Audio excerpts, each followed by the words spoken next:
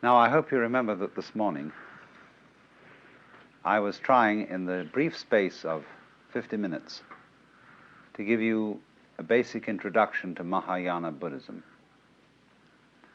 the kind of Buddhism that is found in China and Japan, and the kind of Buddhism of which Zen Buddhism in particular is a subsect.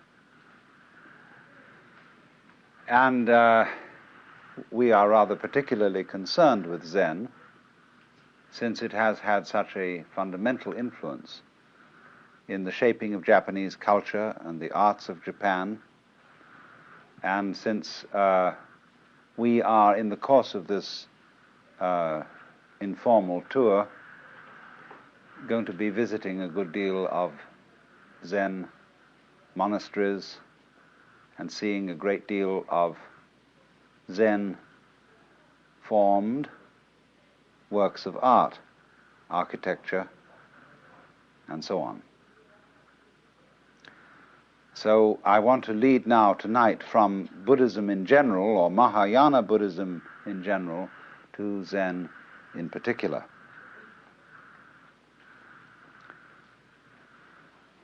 Now, Zen plays a little game with you. Whenever anybody like myself or Dr. Suzuki talks about Zen, all the other people say, because they talk about it, they don't understand it. Those, in the words of Lao Tzu, who know do not say. Those who say do not know. And yet he said that. He wrote a book of several 80 chapters or so to explain the Tao and the De, its power, and nobody can help themselves. They've got to talk. Human beings are a bunch of chatterboxes. And when we've got something in our minds that we want to talk about, we talk. Now, poetry, though, is the great language, because poetry is the art of saying what can't be said. Every poet knows this. You're trying to describe the indescribable, and every poet also knows that nothing is describable. Whether you take some sort of ineffable mystical experience at one extreme, or whether you take an ordinary rusty nail at the other, nothing is really describable. In the words of the famous Count Korzybski, whatever you say something is, it isn't. We used to have a professor at Northwestern who would produce a match booklet in front of his class and would say to them, "What is it?" And they would say, "Match booklet." He'd say, "No, no, no. Match booklet is a noise. Is this a noise? What is it?" And so to answer this, he'd throw it at them. That's what it is. So in this way, you see, nothing can really be described. And yet, on the other hand, we all know perfectly well what we mean when we talk. If you shared an experience with somebody else, then of course you can talk about it. We can all talk about fire and air and water and wood because we know what it is. And there's no mystery. And so in the same way, when it comes to discussing something so esoteric as Zen, it can be discussed. Only, Zen people play games with each other.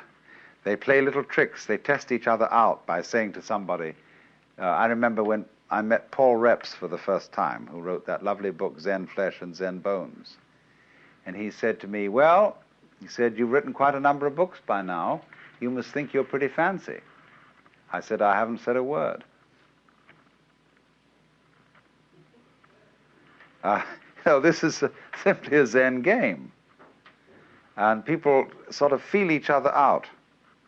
There's a poem which says, "When two Zen masters meet each other on the road, they need no introduction. Thieves recognize one another instantaneously."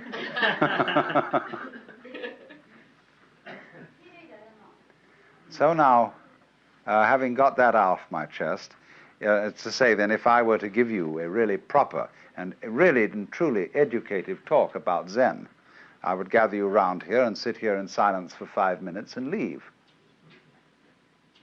And in a way, this would be a much more direct exposition of it than what I'm going to do instead, which is talk about it. Only I have a feeling that you would feel that you were disappointed and somewhat cheated by this kind of behavior if I just left in 5 minutes silence. So then, this word Zen is Japanese way of pronouncing the Chinese word Chan, which in turn is the Chinese way of pronouncing the Sanskrit word jhana. And jhana is a very difficult word to translate into English, if not impossible. It's been called meditation. Meditation in English generally means sitting quietly and thinking about something, and that's not what Zen is. Contemplation might come a little nearer if you use the word in a very technical sense, the sense that it was used, or still is used, among Catholic mystics. Perhaps that's something a bit like Zen. But again, contemplation, as we normally use the word, has a sense of inactivity, a sense of not doing anything, of being completely still and passive, whereas Zen is something highly active. So we really don't have an English word for jhana, Chan, Zen. But I would say that we do know what it is, because we do all sorts of things every day of our lives in this spirit. When, for example, you drive a car, most Americans, at any rate, drive cars since they were teenagers and are very expert drivers. And when they drive a car, they don't think about it. They're one with the car. Or when a rider of a horse is one being with the horse, when you watch a good cowboy or a cavalry rider, he's glued to the horse. He's like a centaur almost. As the horse moves, he moves. Which is in control? Is the horse riding the man or the man riding the horse? You practically don't know. Same way when you have an excellent dancing partner. Who leads? Who follows? It seems as if you are one body and you move together. That is Zen, that is jhana. And so in a wider sense, when a person doesn't react to life, on the one hand, or try to dominate it on the other, but when the internal world of one's own organism and the external world of other people and other things move together as if they were and indeed are one and the same motion, that is Zen. So you could say in a very, very simple way that the real concern of Zen is to realize, not merely to think, but to know in your bones that the inside world inside your skin and the outside world outside your skin, going out as far as anything can go into galaxies beyond galaxies, is all one world and all one being, oneself, and you're it. And once you know that, then you have completely abolished all the problems that arise as a result of feeling that you are a stranger in the world, that you are set down in the middle of a hostile and alien domain of nature or people who are not you. This whole sense of estrangement, foreignness to the world is overcome in Zen. Now, let me illustrate this a little before we go into Zen in any kind of technical way by a few rather superficial but nevertheless significant facts out of Japanese culture and the place of Zen in Japanese culture. Japanese culture is, as you may have noticed, or was, as you may have noticed, extraordinarily ritualistic. There is a right way of doing everything, a good form, a proper style. And nowhere is this more apparent than in such practices as the tea ceremony, or arranging flowers, or knowing how to dress, or knowing how to organize a formal dinner. The punctiliousness, the skill of these people in doing these things is quite remarkable. But in the same measure as they are very skillful at doing these things, they're very worried about it. The whole question, for example, of bringing presents to somebody else. Have they given us more than we've given them? Did we remember this occasion? Did we remember that occasion? These weigh very heavily on the Japanese soul. The debt which you owe to your parents, the debt which you owe to your country and to your emperor, immeasurable, infinite debt, never can be paid. All these weigh very heavily. And therefore, in Japan, until the sort of breakaway of modern youth with its westernized ideals, this is a very nervous culture, concerned about whether one is playing the ritual correctly. A culture like that needs an outlet, needs a safety valve, needs a way out of this thing.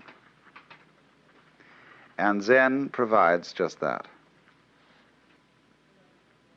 And so, by contrast, when you meet a Japanese who is thoroughly trained in Zen, he is a different kind of personality altogether from ordinary Japanese.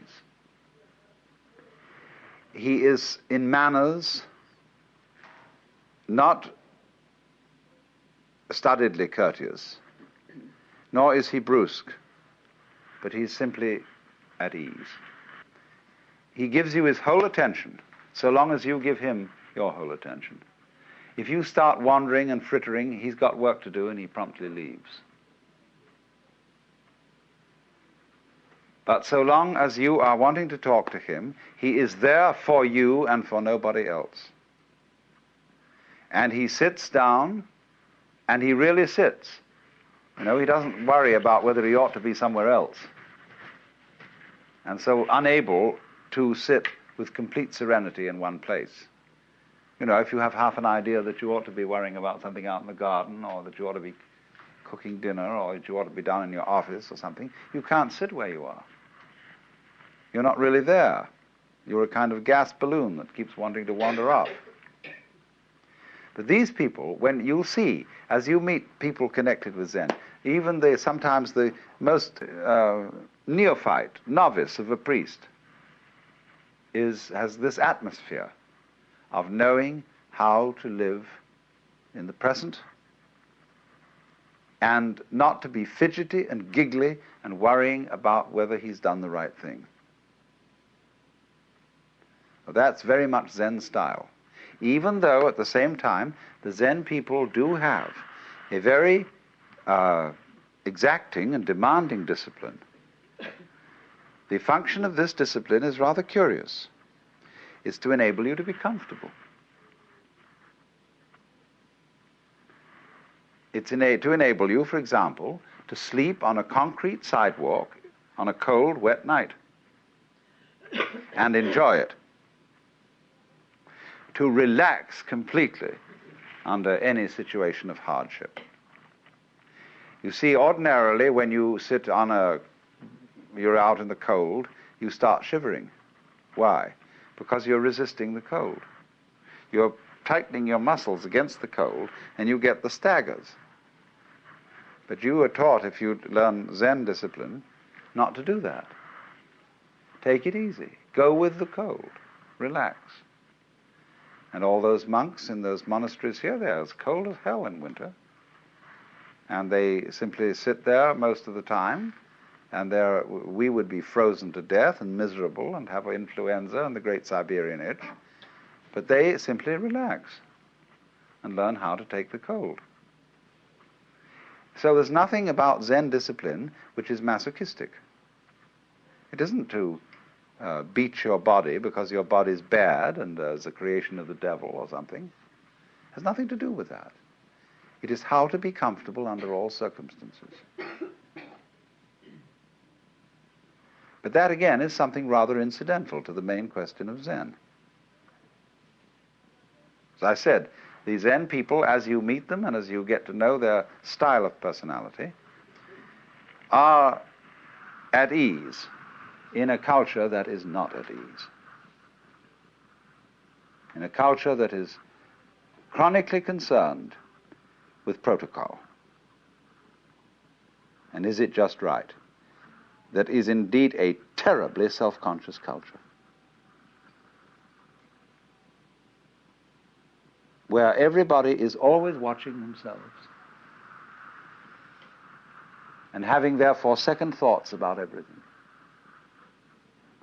And so the discipline of Zen is to enable you to act without watching yourself. We would say unself-consciously.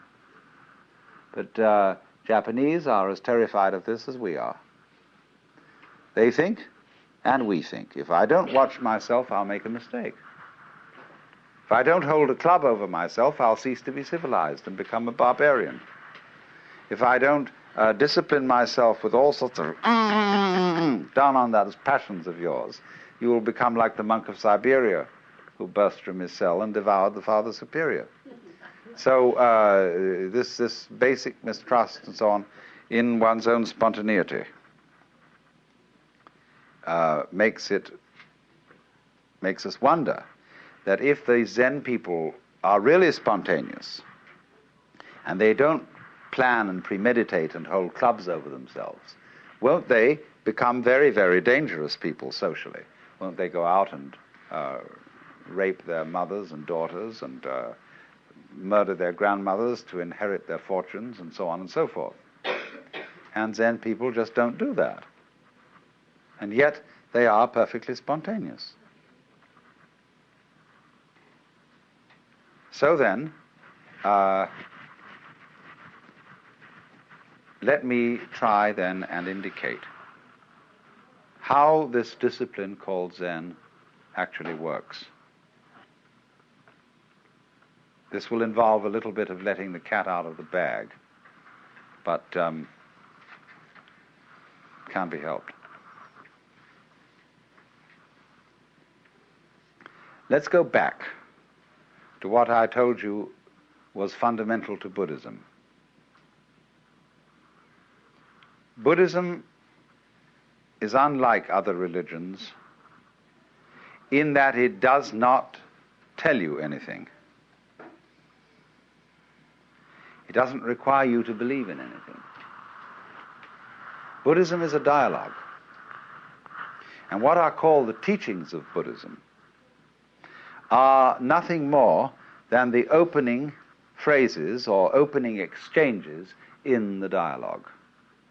Buddhism is a dialogue between a Buddha and an ordinary man, or rather someone who insists on defining himself as an ordinary man, and thereby creates a problem. I quoted you this morning our saying that anybody who goes to a psychiatrist ought to have his head examined. And in exactly the same way, in this culture, anybody who goes to a guru, a spiritual teacher, or a Zen master, or whatever, ought to have his head examined. Or as the old Chinese master Tokuzan put it, if you ask any question, you get 30 blows with my stick. If you don't ask any question, you get 30 blows just the same. In other words, what the hell are you doing around here? Defining yourself as a student and defining me as a teacher. In other words, you have raised a problem. And in the way of training of Zen, this is very clearly emphasized. If you go to a Zen teacher, and you approach him in the traditional way, the first thing he will do is to say, I haven't anything to teach. Go away. Well, you say, what are these people doing around here? Aren't they your students? You say, well, they're working with me, but unfortunately, we are very poor these days. We don't have enough rice really to go around and make ends meet. And we can't take on anybody else in this community. So you have to insist to be taken in. Every postulant for Zen training assumes immediately that the teacher has given him the brush off in order to test his sincerity. In other words, if you really want this thing, you've got to work for it. That isn't the real point. The point is that you've got to make such a fuss to get in that you cannot withdraw gracefully after having made such a fuss to get in.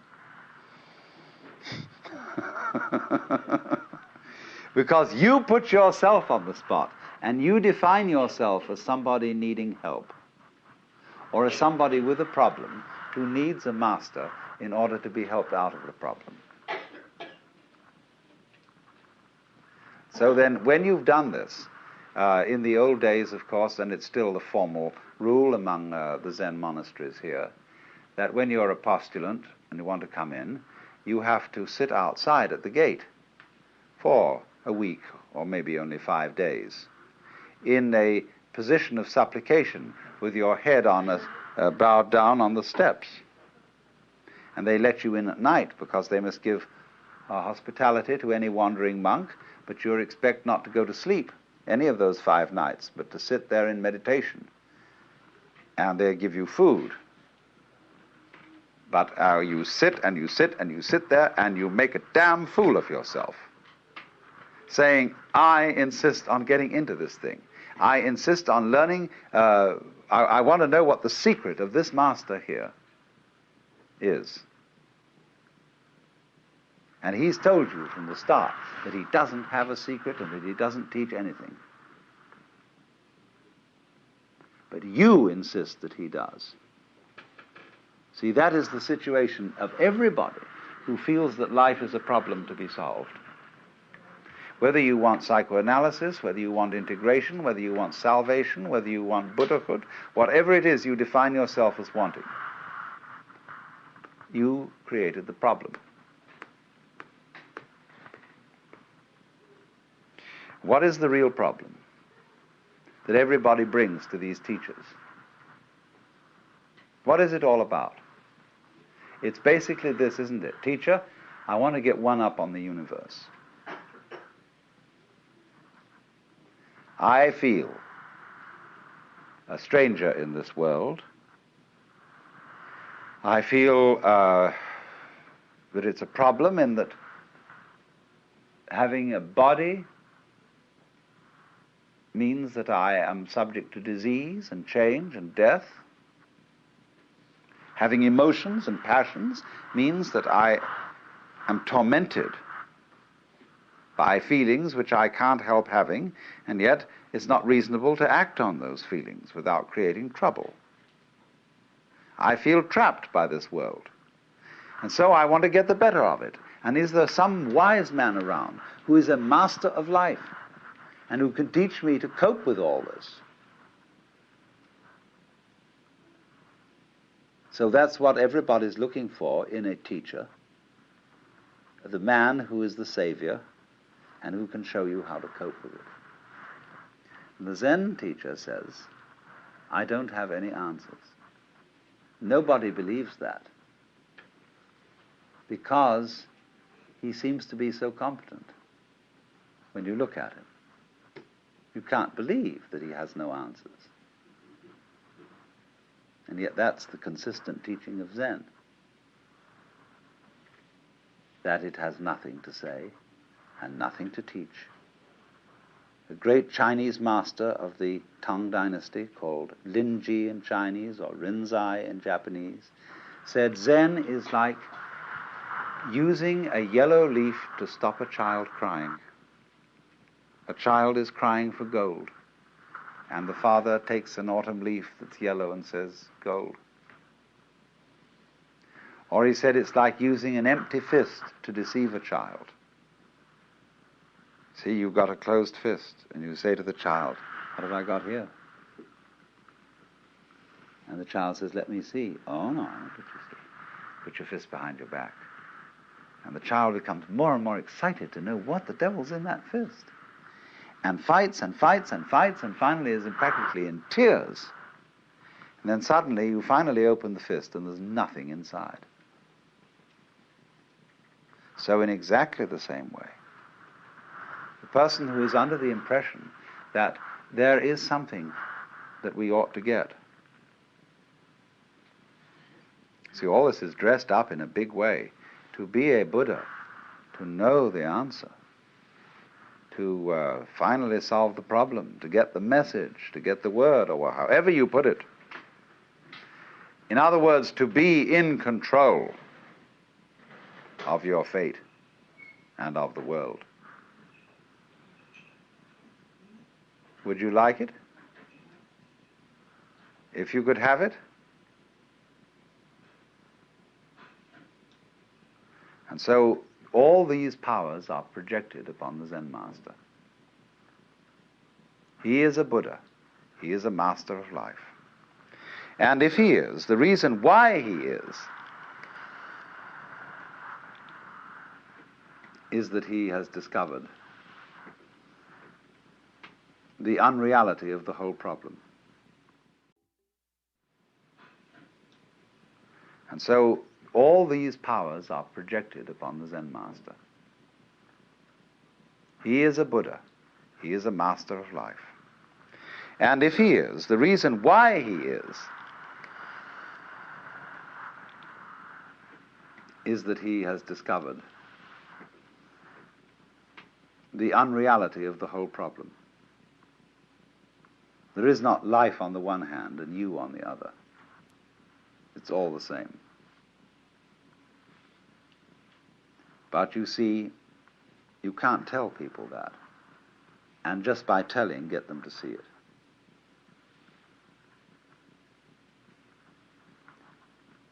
Just in exactly this way, people who know that the earth is flat can't be reasoned with.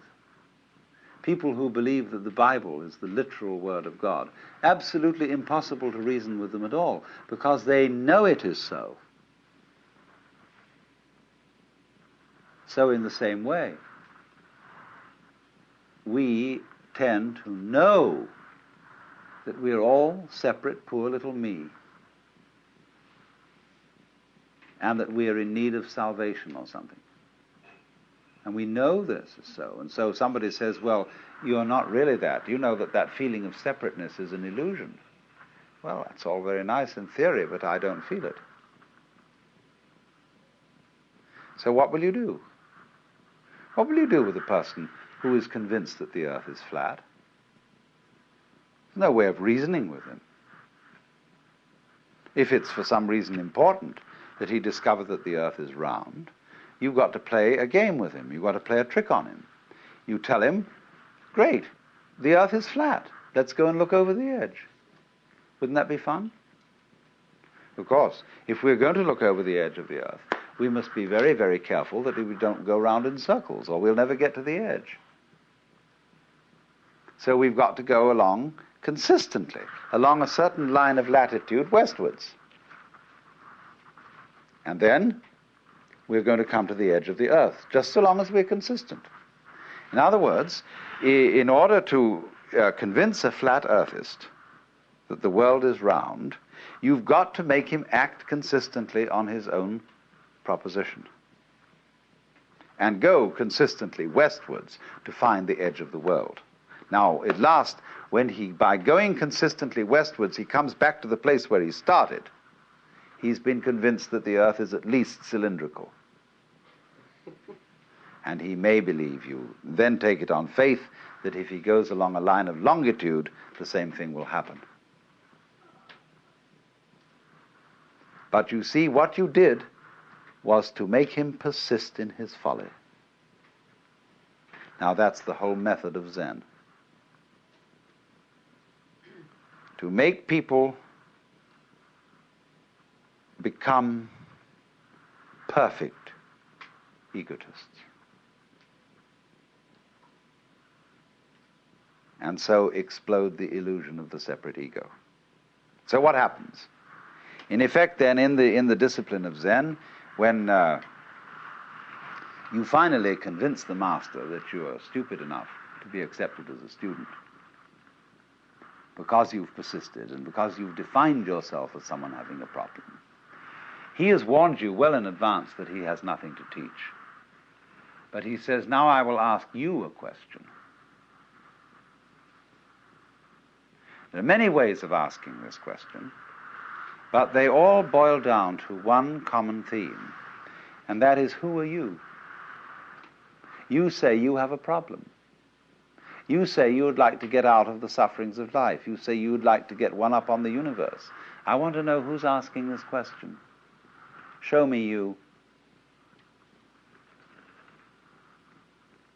And only they put it in such ways as, before your father and mother conceived you, what was your original nature? Questions like that. And they'll say, now, look, I want to be shown. I don't want a lot of ideas about who you are. I don't want to know who you are in terms of a social role. You know, that you have such degrees or you have such professional qualifications and such a name and such a family. All that's the past. I want to see you genuinely now. It's like saying to a person, now, don't be self-conscious, see? I want you right this minute to be completely sincere. Come on now. Well, nothing is better calculated to make a person incapable of sincerity. It says when relatives come and aunts and uncles, and there's a little child, and they want to review this child and see it, and the parents say to the child, darling, come on now and play for us. See, and the poor child is completely nonplussed. Doesn't know what to do. Because you cannot play on demand.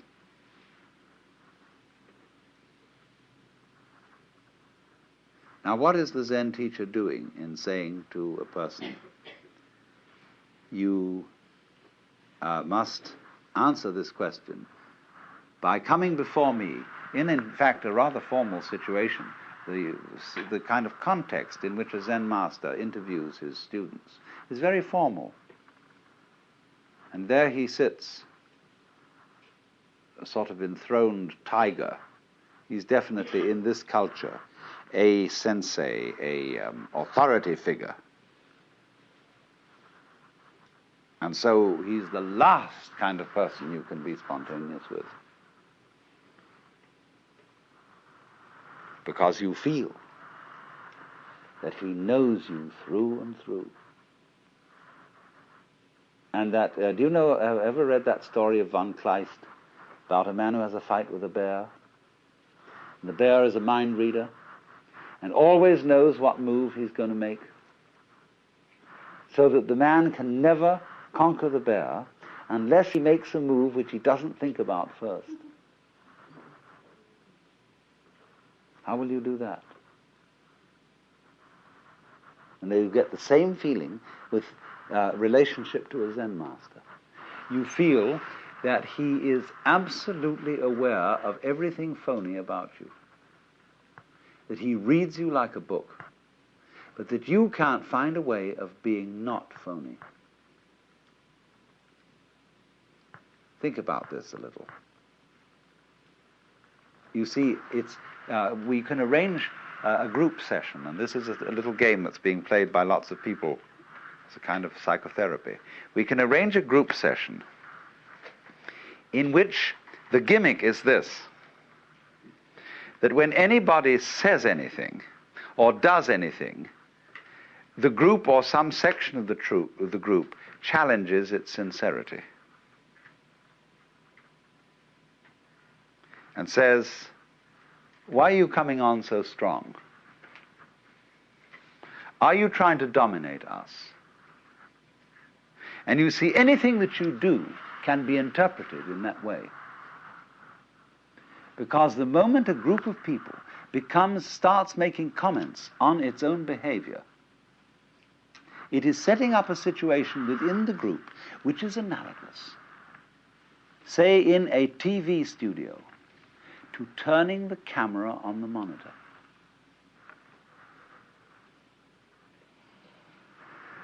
So when we start thinking about thinking, being aware of being aware, this is what is called in the Japanese the observing self. I watch myself all the time, see? You're in a hopeless mess. But this is the price that human beings pay for having become self-conscious. Anxiety and guilt. Anxiety because, am I sure that I thought this out sufficiently carefully? When I left the house, did I turn off the gas stove? And incidentally, I remember turning it off, but can I trust my memory? I've learned to think about memory now, and I wonder if I can trust it. Maybe I better go back and look. I went back and I looked. But did I really see? I'm thinking about my sight and whether this is quite authentic. Did I look properly? Because you know how the unconscious can alter your senses. And so I better go and look again. See, soon now I've got into a sort of vicious circle where I'll never get away from the house. And all this sort of getting mixed up is the penalty we pay for the advantageous gift of being able to know that we know. There was a young man who said, though, "It seems that I know that I know. What I would like to see is the I that knows me when I know that I know that I know." And so this is the Zen trick.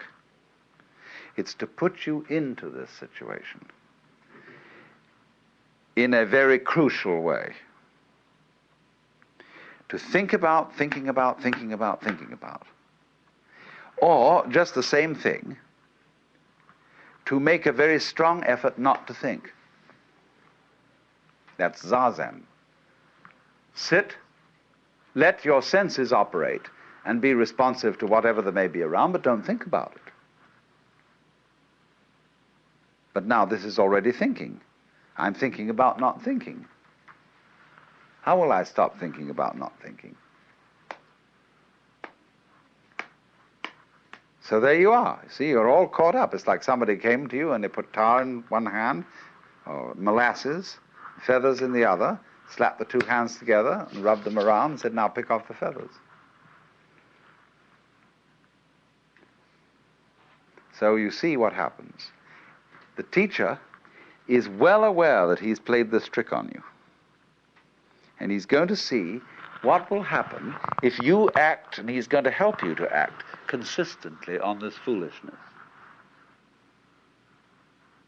Now, you see, what he's done is he's simply made a special case of what society does to us all anyhow.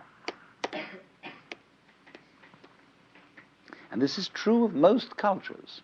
The high cultures of the world, whether they're of the East or whether they're of the West, play a game on every new member. They don't know they're playing this game because their forefathers played it on them. And they're still its hopeless victims. The game is called the double bind. And the formula under whose auspices everybody comes into this world is as follows. You are required to do something which will be acceptable only if you do it voluntarily.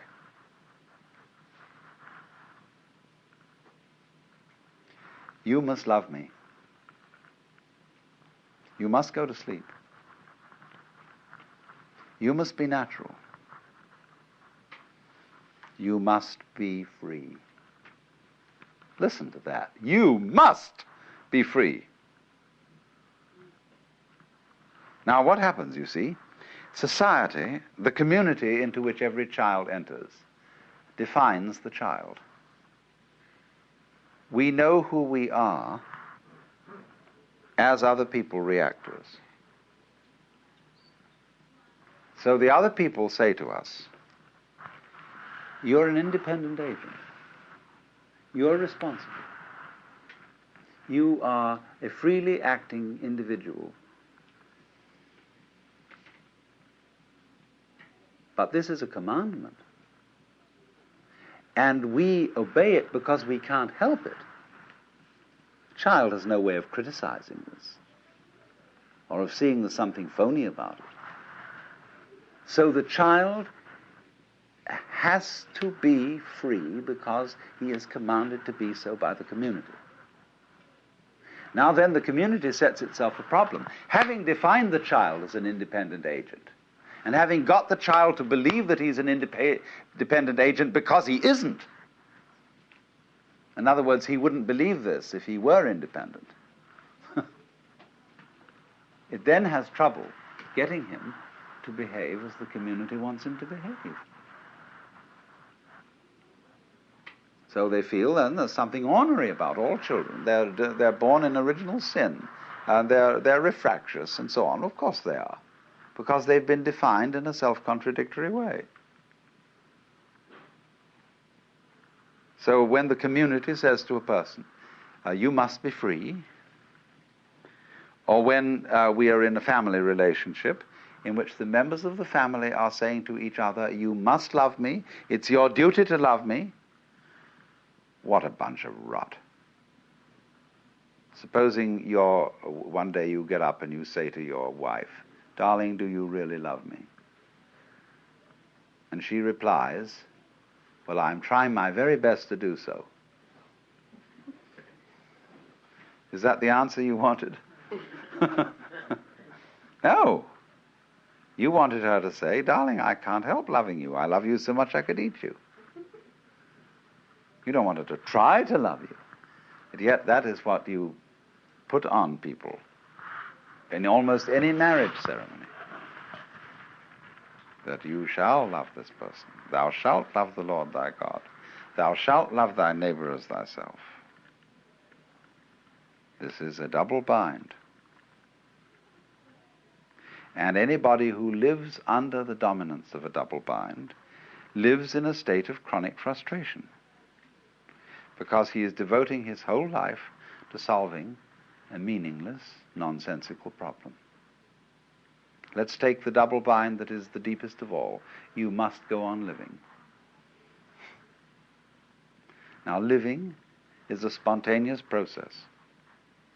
And to say to it, you must happen, is exactly the same thing as saying to any kind of creative artist, you must come through with the goods.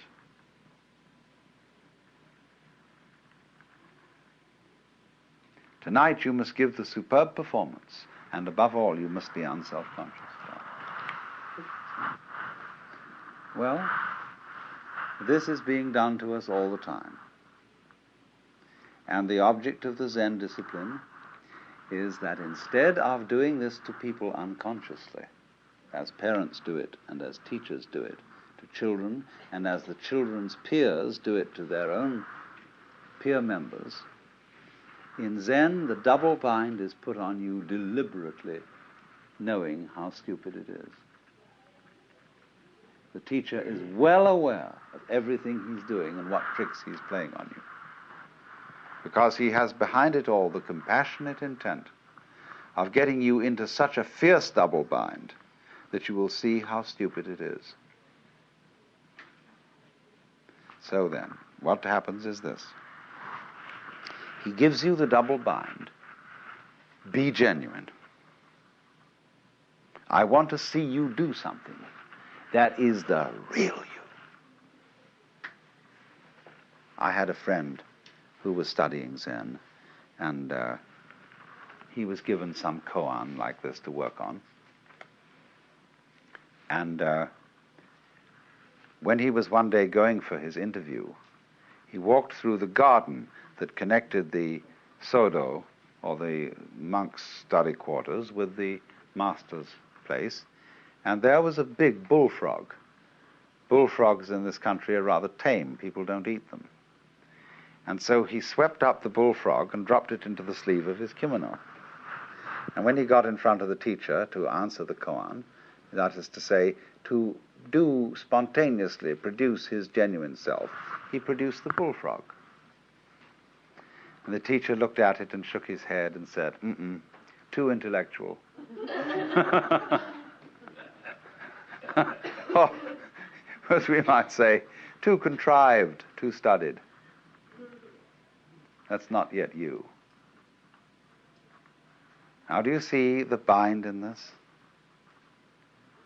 It's like being told that everything is all right at this moment so long as you don't think of a green elephant. So try not to think of a green elephant. See? Now, as he works at this, as he tries to produce the genuine you, the teacher really strings him out on this and makes him work and work and work over a period of many months until he comes to the point of seeing this. There is nothing you can do to be genuine. The more you do, the phonier you are. But at the opposite extreme, there is nothing you can not do. That is to say, you cannot give up trying to be genuine. You can't relax, and be completely passive and say, well, let's forget about it. Let's think about practical matters and forget all these spiritual concerns. The moment you do that, your abandonment of trying is itself an insidious form of trying. For example, there's a very interesting Hindu teacher by the name of Krishnamurti that many of you may know about.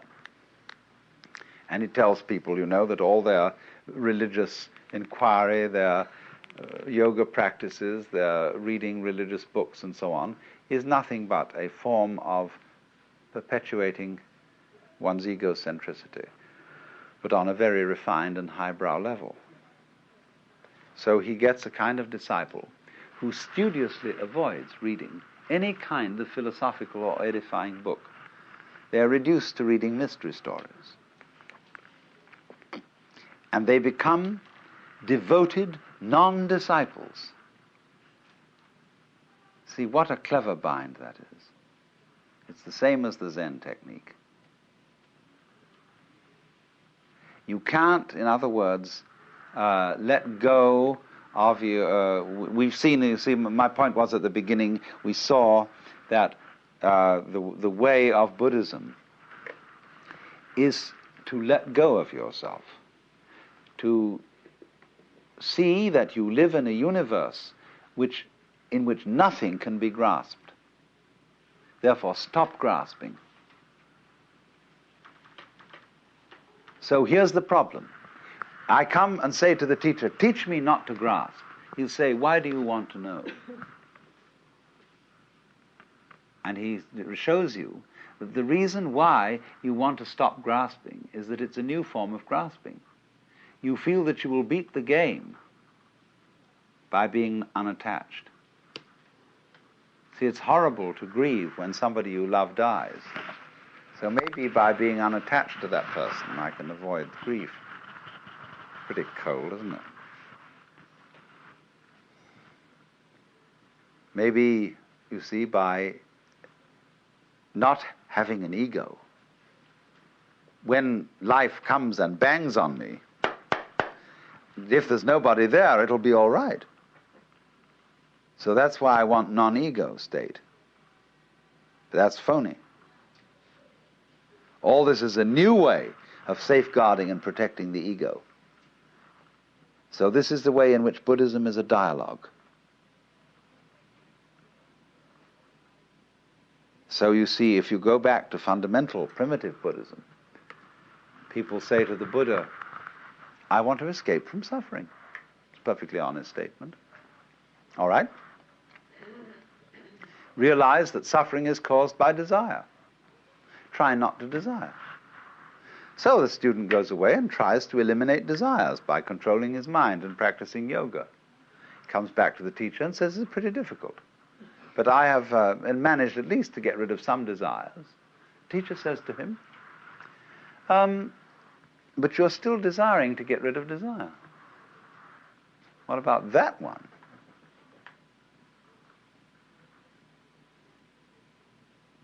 And then the student sees that if he tries to stop desiring to get rid of desire, but then he's got to stop desiring to get rid of not desiring to desire. And suddenly he finds himself once more with molasses in one hand and feathers in the other, absolutely tied up in a vicious circle.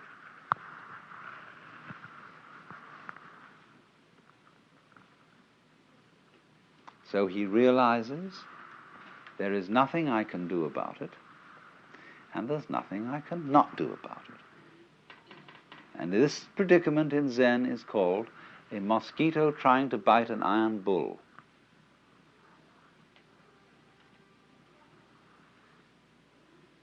A position of such psychic extremity that nothing can be done about it.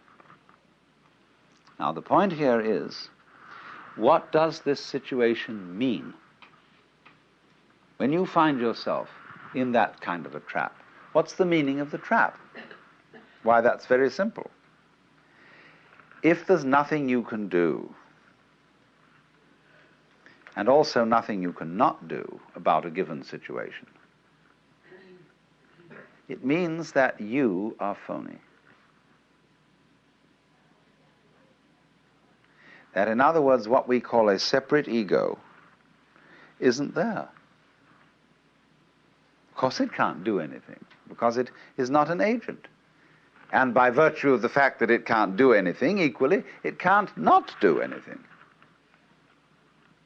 It's completely phony. So what has happened is, to expose the fiction of there being a separate ego, either to force its actions upon the world, or to have the actions of the world forced upon it as a puppet. This thing just doesn't exist, except as a figment of the imagination, or except as a game rule. Let's pretend everybody is responsible, is independent, is separate. Sure, that's a great game, but it's a game.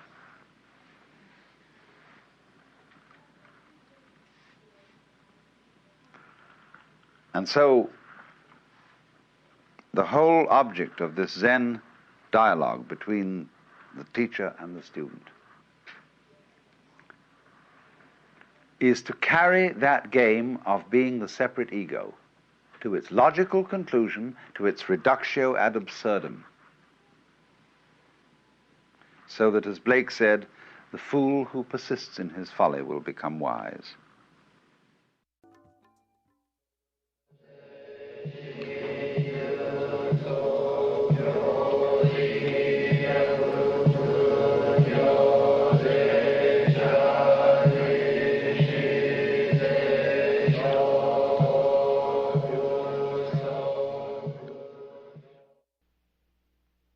Now, you know, those people you've just been listening to, chanting the sutras on Koyasan, which is the sort of ultimate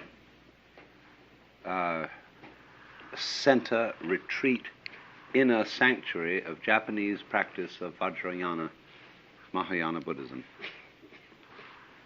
are a bunch of boys who are just like American college boys who play football, and they haven't the faintest idea what they're doing. Not today. They're doing this because their fathers have sent them there. Their fathers own temples, And they've got to carry on their father's tradition, because after all, the family business has to go on. And they have no more idea what this is all about than the man in the moon. And you and I can sit here and we could get swinging with this music. We could dance to it. And we could go very far out on it, which was what you were originally supposed to do. And for them, it's a chore. It's a thing you have to get up for at 5 o'clock in the morning. And you have to memorize all this, and you have to get it exactly right and do it. And they've completely forgotten what it was all about. But it was originally there.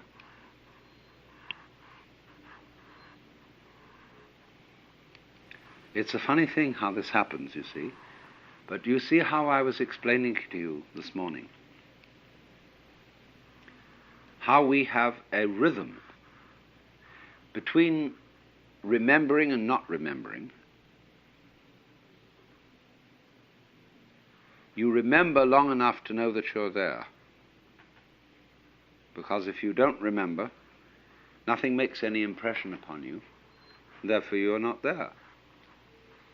But then when memory gets too much, and you're too much there, then you have to realize that all memory is an illusion, that there is nothing except the present moment. And that there is no future, as equally no past. And then you're liberated. But when you get liberated, you have to come back in and play memory again. There's a cleaning process. In other words, you wipe off the blackboard, and then you start writing again. And then you wipe it off, and then you start writing again. And this is the process whereby life is kept going. So in the same way with these people, they have come to a point in the historical development of their way of life where they remember too much. It's not new to them. And all this therefore becomes what we call going through the motions. And so this is the same paradox that I was talking about this morning, that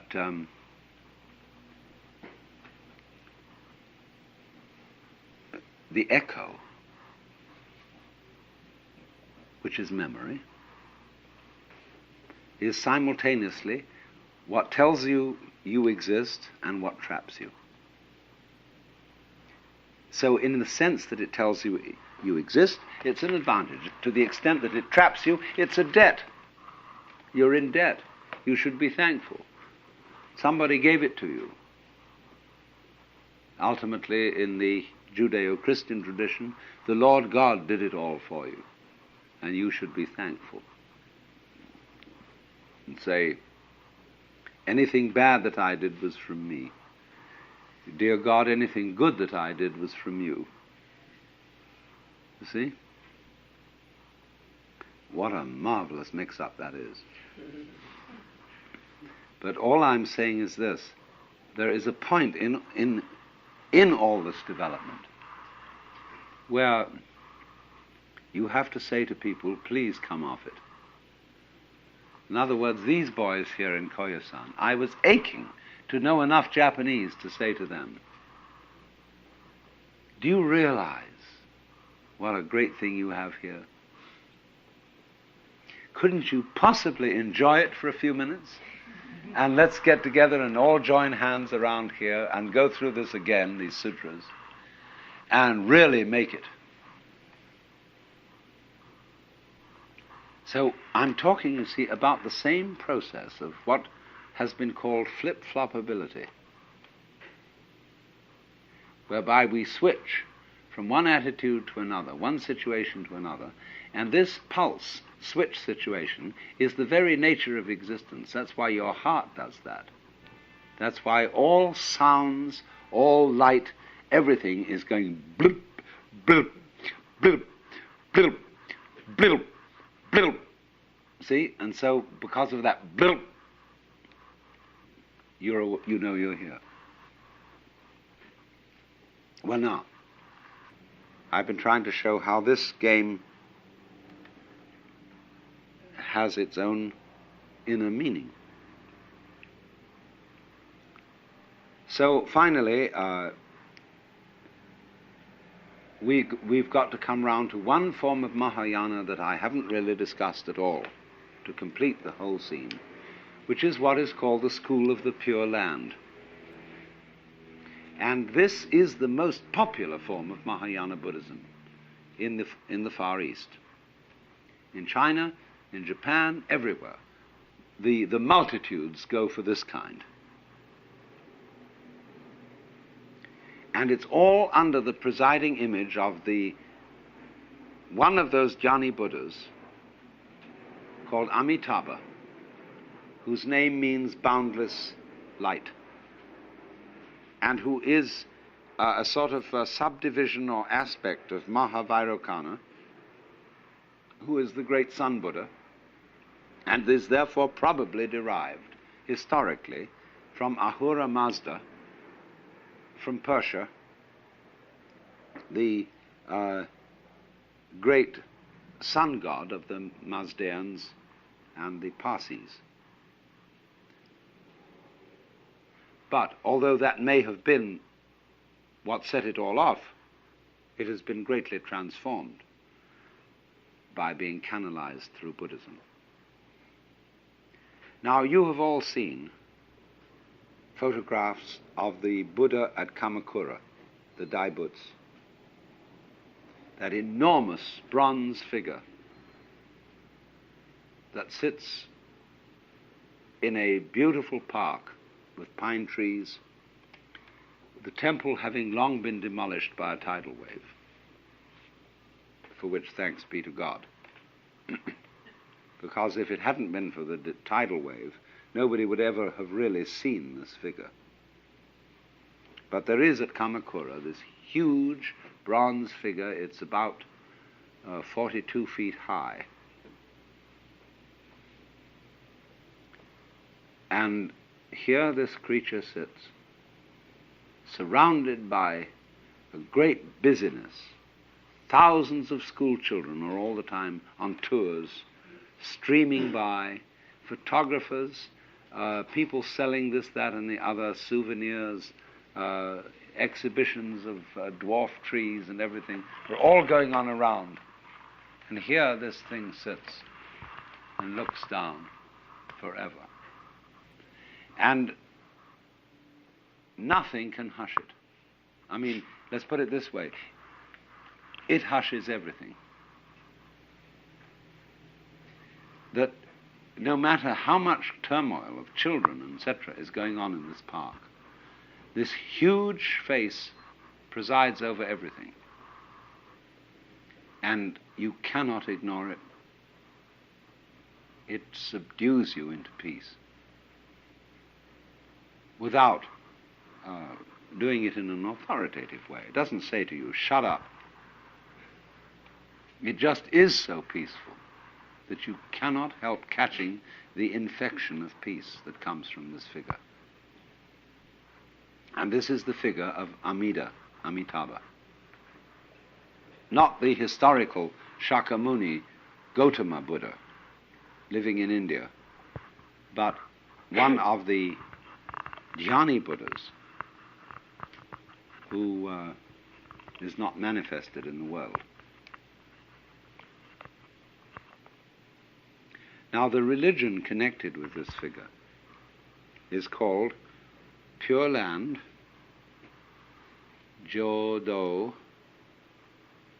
in Japanese, Shinshu, the true sect of the Pure Land. It comes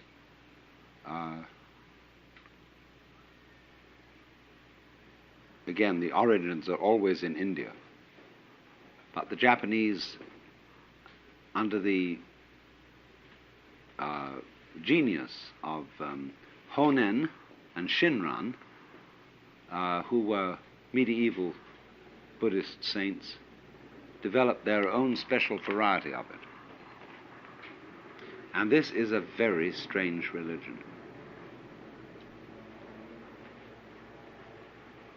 Because it takes its basis as follows.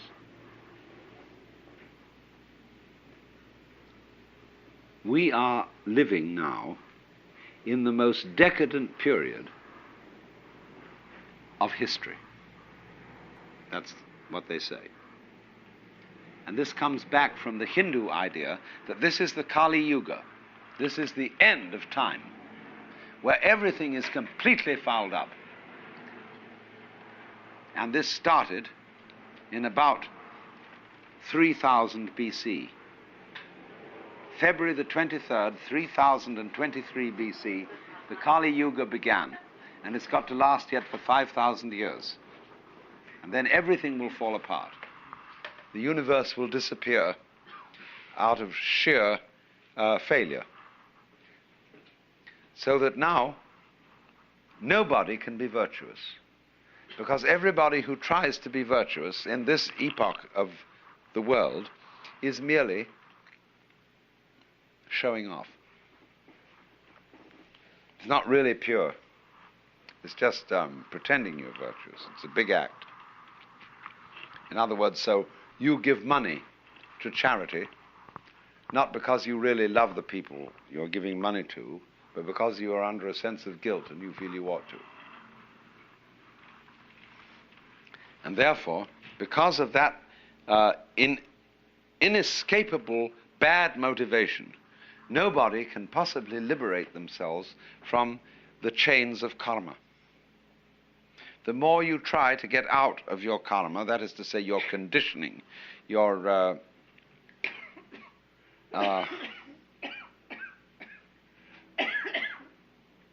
bondage to your past, the more you simply get yourself involved in it. And therefore, all human beings living in the end time of the Kali Yuga, or what the Japanese call Mappo, are just hopeless, hopelessly selfish. So in this predicament, you cannot rely on jiriki, that means your own power, to get out, to get liberated from self. You have to rely on tariki, which is the power of something else altogether than you, something quite different. So in the Jodo Shinshu sect, the tariki, the other power, is represented in the form of Amitabha, or Japanese say Amida, this great beneficent Buddha figure who everybody loves. And he's so strangely different from any kind of authoritarian God figure that we have in the West. Amida doesn't bombinate. He sits there serenely, quiet. He doesn't preach. And all you have to do is to say his name in the formula Namu Amidabuts, which means Namu, name, Amidabuts, of Amida Buddha. Namu Amidabuts. And all you have to do is to say that formula, and after death you will be reborn in a special paradise called Sukhavati, which is Jodo, the Pure Land, where becoming enlightened is a cinch. It has none of the difficulties surrounding it that we have in our ordinary life today. Everybody born in the Pure Land is born in the inside of a lotus. There's a huge lotus pond in front of where Amida sits with all his attendants. And the lotuses come up and they go pop, as the bud breaks. And every time it goes pop like this, there's a new little being in there who who is somebody who said the formula Namo Amida Buddhas. And those are human beings who are now sitting on lotuses like Buddhas. And you should see, you go to Koyasan, and they have a great painting there in their museum of what it's like to arrive there. They have a huge panorama of Amitabha and all his attendants, and especially the Apsaras. And she looks at you with lovely, longing eyes. And so, this is welcome to Amida's paradise, where you will all sit on lotuses and be Buddhas without any difficulty. But the point is, all you have to do to get there is to say Namo Amida Buddhas. You don't even have to believe that it works. Now that is the religion of most Japanese Buddhists, believe it or not. In other words, if you really get this and feel that that's really going to happen to you, you'll be grateful, and you'll try to help other people and be a bodhisattva and so on, and be generally helpful around the scene. But the whole idea is that you cannot do it by your own effort. And if the moment you think you can do it by your own effort, you're a phony. You have instead to go completely with the other, to disown your own power and capability of being virtuous, unselfish, etc. So then, this kind of religion develops a peculiar kind of saint. And they call these people Myo Konin. Myo means wonderful. Ko means fine. Nin means man or person. There can be a woman, Myo Konin. It is not sexually restricted to men. So a Myo Konin is a very special kind of character. There are stories told about Myo Konin. There is one, for example, a traveling man who comes to a temple during the course of the night and walks in, and he takes the sacred cushions on which the priests sit and arranges them right in the front of the altar and goes to sleep. In the morning, the priest comes in and says, "What's going on here?" And the Myo Konin looks at him and says, "Oh, you must be a stranger. You don't belong to the family." Another time, he had great ability for calligraphy, for doing beautiful writing. And people were always trying to get his calligraphy from him. And he was cagey about it. It wasn't so easy to get it. So one day, a very, very great man invited him for dinner and again left him alone in a reception room where there was stretched out on the floor some absolutely gorgeous paper with ink and brushes just waiting there. And he got so fascinated that he just couldn't resist. Like a child. He simply couldn't resist doing his calligraphy on that piece of paper. And suddenly, as he realized he had done it, that he had spoiled this gorgeous paper, which was incredibly expensive, the host walked in and he apologized. He said, "Really, I don't know what to do. I'm so sorry. I couldn't resist the temptation to make some things on this beautiful paper." And the host said, "Oh, please don't worry about that," because he had now possessed himself of a priceless object of art. This man's work today sells for thousands and thousands of dollars.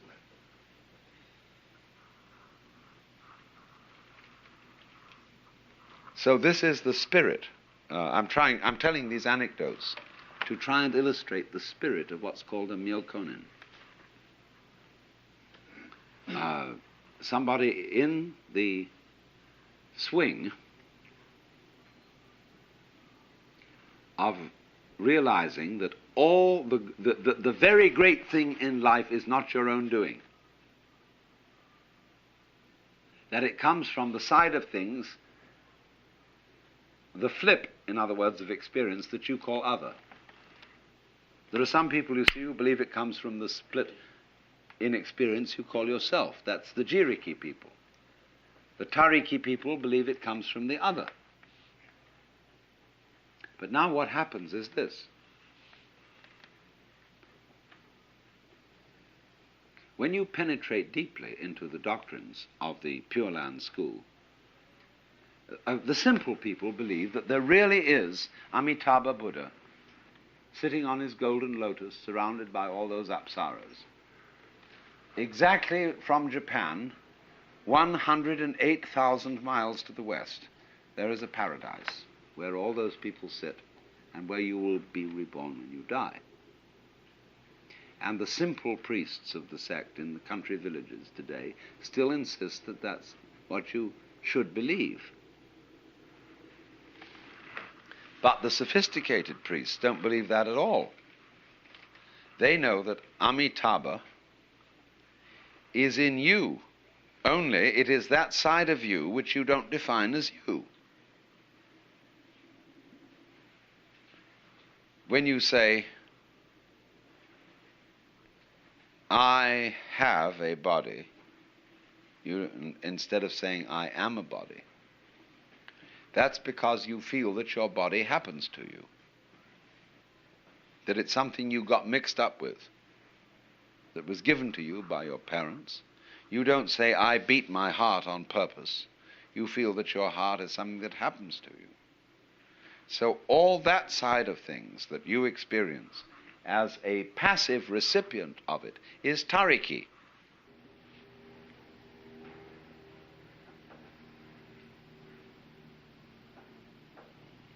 But in all this, who are you? Who is the recipient of these gifts? Don't you see that self and other go together?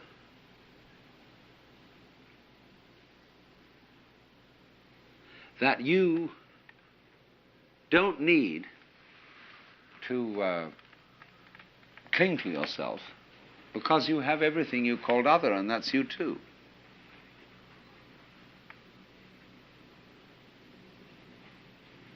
That if you, but you only realize this if you explore it. If you go to an extreme.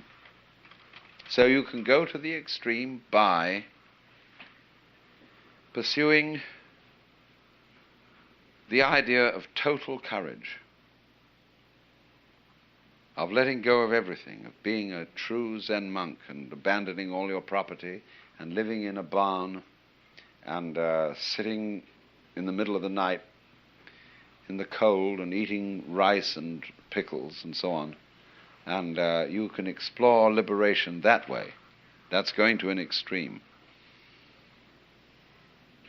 But eventually you'll come round to the same point as the person who goes to the other extreme, which is no effort whatsoever. It comes of itself. Only. He gets in a kind of bind too. Because when am I making no effort? Even if I say Namu Amida Butsu, I'm doing something about it. Now, I've got to stop saying this Namu Amida Butsu. You know, saying Namu Amida Butsu is so easy. But it's still a little bit work. And I mustn't do any work at all. How can you get to the point where you don't do any work at all? Well, you just mustn't do anything. And you find yourself that is as difficult as the other situation was. You see, to do nothing, really do nothing, with perfection, is as difficult as to do everything.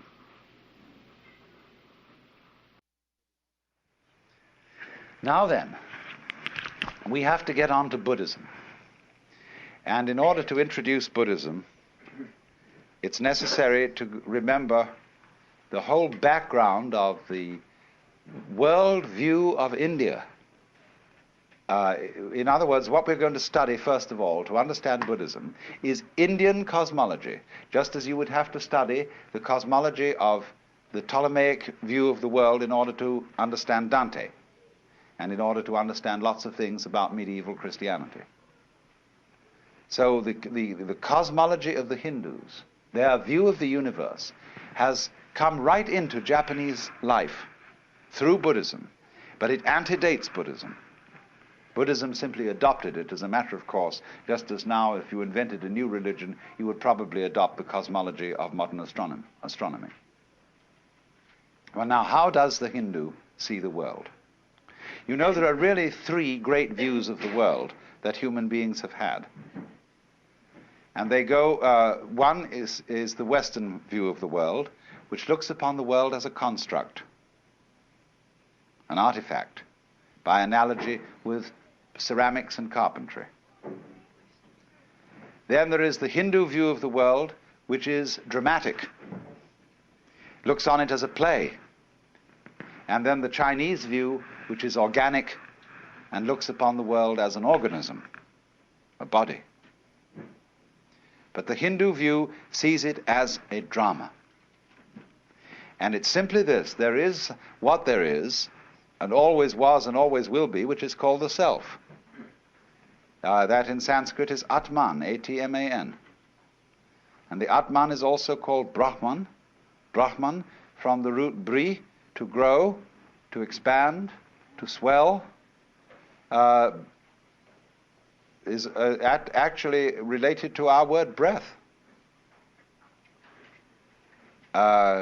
So, Brahman, the self, according to the Hindu view, plays hide and seek with itself for always and always and always. How far out, how lost can you get? So here, each one of us, according to the Hindu idea, is the Godhead on purpose, getting lost for the fun of it. And how terrible it can get at times. But won't it be nice when you wake up? That's sort of the basic idea. And I found it's an idea that any child can understand. It has great simplicity and great elegance. Now, in part of this cosmology, we must understand another feature of this conception of the universe. Not only, you remember now the kalpas, the periods of time, the yugas, the qualities of the time through which the universe goes, but there's the final thing, which are called the six worlds, or the six paths of life. And this is very important for Buddhism, although it comes from Hinduism, is represented in what is called the bhava chakra. Bhava means becoming, B-H-A-V-A. Chakra, C-H-A-K-R-A, means wheel. The wheel of becoming, the wheel of birth and death. And it has 6 divisions. It has the top people and the bottom people. The top people are called Deva, D-E-V-A. The bottom people are called Naraka, N-A-R-A-K-A. Devas are angels, and they are the people who are the supreme spiritual successors. The Naraka are tormented in purgatory, and they are the supreme spiritual failures. They are the poles, the happiest people and the saddest people. Then in between there comes the world of the pretas, next to the Naraka, next to the purgatory. The pretas are the frustrated spirits who have tiny mouths and enormous bellies, huge appetites, but very, very limited means of satisfying it. Then next, they come between the Narakas and the Devas at the top. Next up from the pretas are the human beings. And they are supposed to hold a middle position in the 6 worlds. Then you go up from the human beings to the Devas, and then you start coming down again. The next world is called the Ashura, and those are the wrathful spirits, the personifications of storm and all the anger and violence of nature. Next down is animals, coming between the Ashura and the purgatories again. Now all these needn't be taken literally. They are different modalities of the human mind. We are in the Naraka world when we are frustrated and in torment. When we are merely chronically frustrated, we are in the Preta world. When we are in a state of equanimity, even-mindedness, we are in the human world. When we are deliriously happy, we are in the Deva world. When we are furious, we are in the Ashura world. And when we are dumb, we are in the animal world. So these are all modalities. And it would be said now, this is terribly important to understand Buddhism. Because the better you get, the more you go up to the Deva world. The worse you get, the more you go down to the Naraka world. But everything that goes up has to come down. So you can't improve yourself indefinitely. If you improve yourself beyond a certain limit, you simply start to get worse. Like when you make a knife too sharp, it begins to wear away. So the Buddhahood, or liberation, enlightenment, is on no place on the wheel, unless it might be the center. By ascending, by becoming better, you tie yourself to the wheel by gold chains. By retrogressing and becoming worse, you tie yourself to the wheel with iron chains. But the Buddha is one who gets rid of the chains altogether.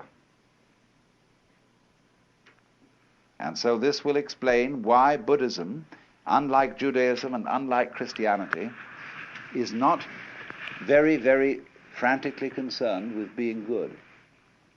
It is concerned with being wise. It is concerned with being compassionate, which is a little different from being good. With having tremendous sympathy and understanding and respect for all the ignorant people who don't know that they're it, but who are playing the very far-out game of being you and I. And so this is why every Hindu greets his brother not by shaking hands, but by putting his hands together and bowing. This is why the Japanese bow to each other, basically. This is why Buddhist rituals are full of the bowing gesture, because you are honoring the self, playing the roles of all the people around you. And all the more honor is due when the self has forgotten what it's doing, and is therefore in a very far-out situation. Now, that is the basic Hindu view of the world. That's the cosmology which goes along with Buddhism. According to taste, temperament, tradition, popular belief and so on, there is this additional idea that when the Lord, the self, pretends that it's each of us, it first of all pretends that it is something called the Jivatman. The Atman, the self, pretends to be an individual soul called a Jivatman. And the Jivatman reincarnates through a whole series of bodies, life after life after life. And according to what is called karma, karma literally means doing. The law of doing, whereby acts occur in a series and they are linked with each other in an unbreakable chain. So everybody's karma is the life course that he will work out through maybe innumerable lifetimes. I'm not going into that because a lot of Buddhists don't believe that. You will find that the Zen people, for example, are quite divided on this. They will say, no, we don't believe literally in reincarnation. That after your funeral, you will suddenly become somebody different, living somewhere else. They will say reincarnation means this, that if you, sitting here now, are really convinced that you're the same person who walked in at the door half an hour ago, you're being reincarnated. If you're liberated, you'll understand that you're not. The past doesn't exist. The future doesn't exist. There is only the present, and that's the only real you that there is. The Zen master Dogen put it in this way. He said, spring does not become the summer. First there is summer, and then there is spring. Each season stays in its own place. And so in the same way, the you of yesterday does not become the you of today. T.S. Eliot has the same idea in his poem, The Four Quartets, where he says, when you've settled down in the train to read your newspaper and so on, you are not the same person who a little while ago left the platform. If you think you are linking your moments up in a chain. And this is what binds you to the wheel of birth and death. But when you know that every moment at which you are is the only moment, this comes into Zen. A master will say to somebody, get up and walk across the room. And he comes back and he says, where are your footprints? They've gone. So where are you? Who are you? When we are asked who we are, we usually give a kind of recitation of a history. Well, I'm so-and-so, I was given this name by my parents, I've been to such and such a college, I've done these things in my profession, and I produce a little biography. Buddha says, forget it. That's not you. That's some story. That's all gone, that's all past. I want to see the real you are now. Well, nobody knows who that is, you see.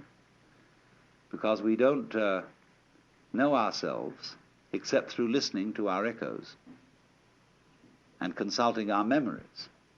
But then there's a real you, and that again leads us back to this question. Who are you?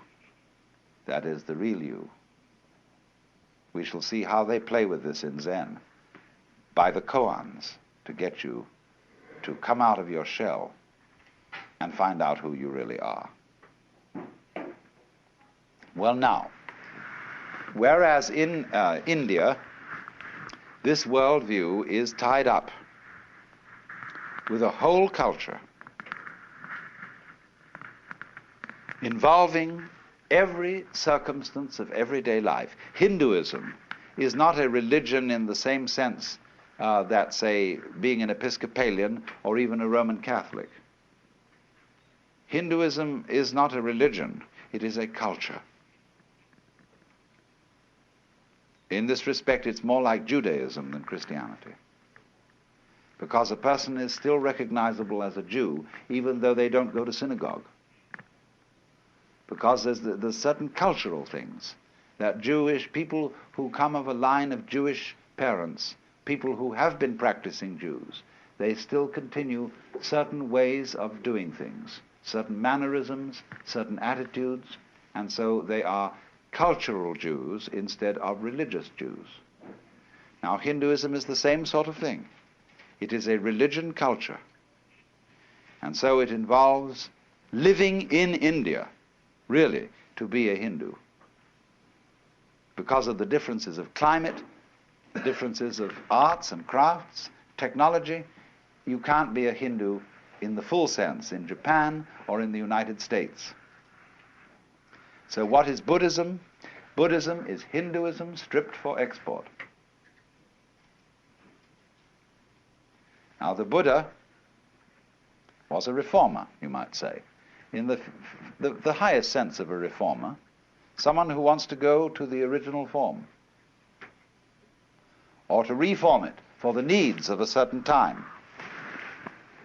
The word Buddha is a title, not a proper name. Same way as Christ means the anointed, and it's not the surname of Jesus. So Buddha is not the surname of Gautama. It means the one who is awakened, from the root in Sanskrit budh, B-U-D-H, to know. The man who woke up, who discovered who he really was. Now, the thing the crucial point wherein Buddhism differs from Hinduism is it doesn't say who you are. It has no idea, no concept, and I emphasize the word idea and concept. It has no idea and no concept of God. Because Buddhism is not interested in concepts, it's interested in direct experience, and direct experience only. So from the Buddhist standpoint, all concepts are wrong. Just in the same way that nothing is really what you say it is. Is this a stool? It isn't now, it's a wastebasket.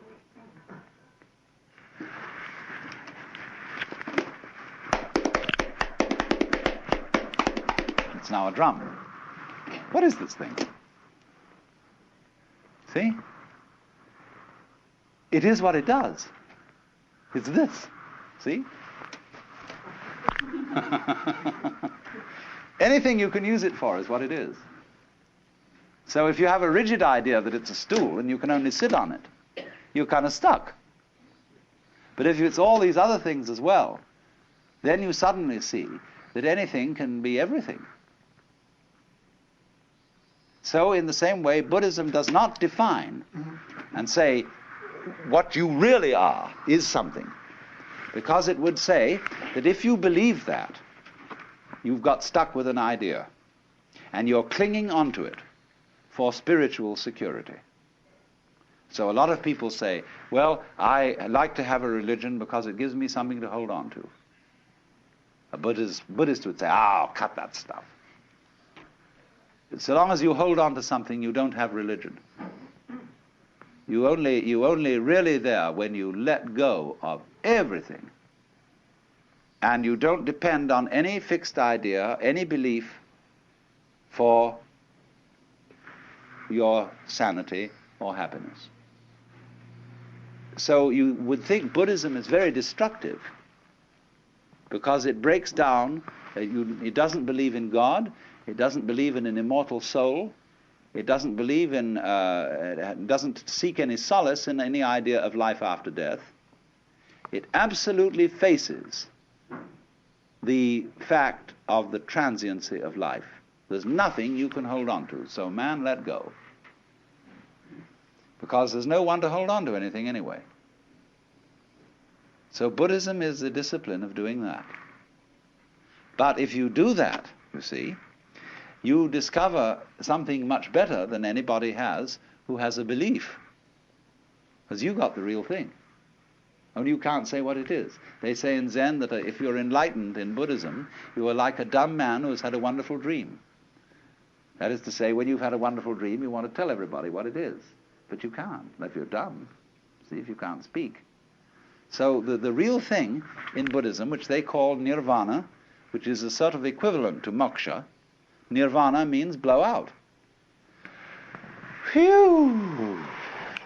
You know, the sigh of relief. Because if you hold your breath, you lose it. If you hold on to yourself, you hold on to life, or breath is the spirit, you hold on to God, rock of ages cleft for me, let me cling on to you. It's all dead. Becomes just a rock, just an idol. But let go, breathe out, and you get your breath back. That's nirvana. So the Buddhist idea is, in doctrine, the highest negativism. They characterize the ultimate reality as shunya, which means emptiness. In Japanese, ku, which is the character you use for the sky or the air. When you get an airmail envelope, to write home, the second character is ku, the air, which means emptiness. They use this to translate shunyata, emptiness. Fundamental nature of reality, the sky. But sky, you see, is not negative emptiness. The sky contains all of us. It's full of everything going on. But you can't put a nail in the sky and pin it down. So in the same way, Buddhism is saying, you don't need any gizmos to be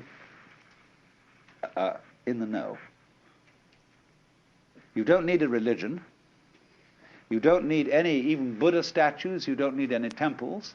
You don't need any Buddhist bondieuserie, rosaries, and all that jazz. But when you get to the point that you know you don't need any of those things, that you don't need a religion at all, then it's fun to have one. Then, as it were, you can be trusted to use rosaries and ring bells and clappers and chant sutras, you see. But those things won't help you a bit. They'll just tie you up in knots if you use them as methods of catching hold of something.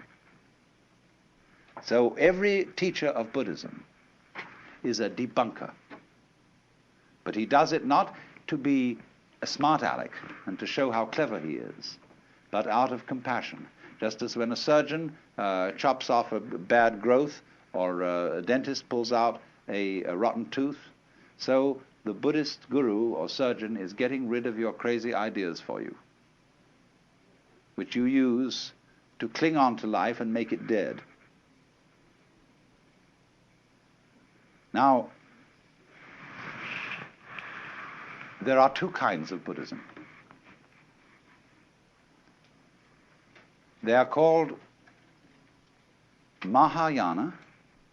Maha is Sanskrit word for great, M-A-H-A. Yana means a vehicle or conveyance. And there is Hinayana, means the little vehicle. Hina in Sanskrit, H-I-N-A, means little. Only that's a term invented by the Mahayanists for the other people, and the other people don't like it. They like to call themselves Theravada, T-H-E-R-A-V-A-D-A, which means Vada, the way, Thera, of the elders. Now, Theravada Buddhism you will find in Ceylon, Burma, Thailand, Cambodia, and generally South Asia. Mahayana you find in, it originated in Nepal and northern India, and you find it in Tibet, China, Mongolia, Japan, and to some extent in Indonesia. The Mahayana is what we are finding here. All the sects of Japanese Buddhism are Mahayana. Now, what's the great difference between these two schools? The Theravada is very strict. It's a way for monks, essentially, rather than laymen. And it is, you see, there are many ways of living Buddhism. It'll take me some time to show you this. The Theravada Buddhists are trying to live without desires,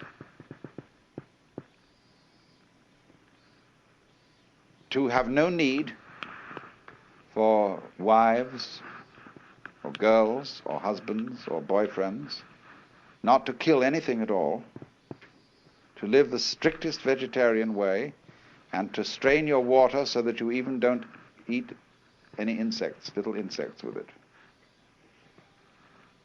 And to this very strict way, and meditate all the time, and eventually attain nirvana, which will involve your total disappearance from the manifested world. Mahayana feeling is that that is a dualistic point of view. You don't need to get away from this world to experience nirvana, because nirvana is what there is. It's here, it's now. So the ideal person of Mahayana is called a bodhisattva. This originally meant somebody on the way to becoming a Buddha, but in Mahayana it has a different meaning. It means somebody who has become a Buddha, but has gone back into the world, in the spirit of compassion, to help all other beings to become awakened. Well, now that's an endless task. It's like filling a well with snow, Put snow into a well and never fills up. So when at the Zen monastery, they've said their homage to the Buddha, the Dharma, let's say the Buddha's doctrine or method, and the Sangha, the order of followers of the Buddha, then they take 5 vows. And one of them is, however innumerable sentient beings are, I vow to liberate them all. Well, so you see there's no end to that. Never comes a time when all sentient beings are liberated. But actually, from the standpoint of one who is a Buddha, he sees everybody as liberated. In other words, if I were to be a Buddha, I wouldn't say, now look everybody, I'm a Buddha, and I'm more experienced than you, and I know more than you, and you owe me respect on that account. On the other hand, I would see you all as being exactly right where you are.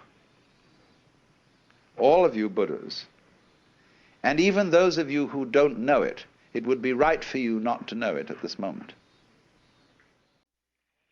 In talking about Buddhism in past seminars, I explained that it's absolutely fundamental to an understanding of Buddhism to recognize that its whole method of teaching is dialectic. That is to say, it consists of a dialogue between a teacher and a student. And the method of this dialogue is called upaya, that is to say, skillful means used by the teacher to bring about the enlightenment of the student. The word upaya meaning expert pedagogy in teaching, but meaning deceit when used in a political context. And since Buddhism is a dialogue, what you ordinarily understand as the teachings of Buddhism are not the teachings of Buddhism. They are simply the opening gambit or the opening process of this dialogue. And the point being that Buddhism is not a teaching. Its essence consists in a certain kind of experience, in a transformation of consciousness which is called awakening or enlightenment, which involves our seeing through or transcending the hoax of being a separate ego. And so a Buddhist does not have the same tendency that a Christian has to want to find out what his faith is by going back to the most original sources. There has always been a tendency in Christianity to ask, what did Jesus really teach? What is the pure New Testament, uncorrupted by theologians and by scribes who inserted things into the mouth of the master? It does not occur to Buddhists to have this attitude because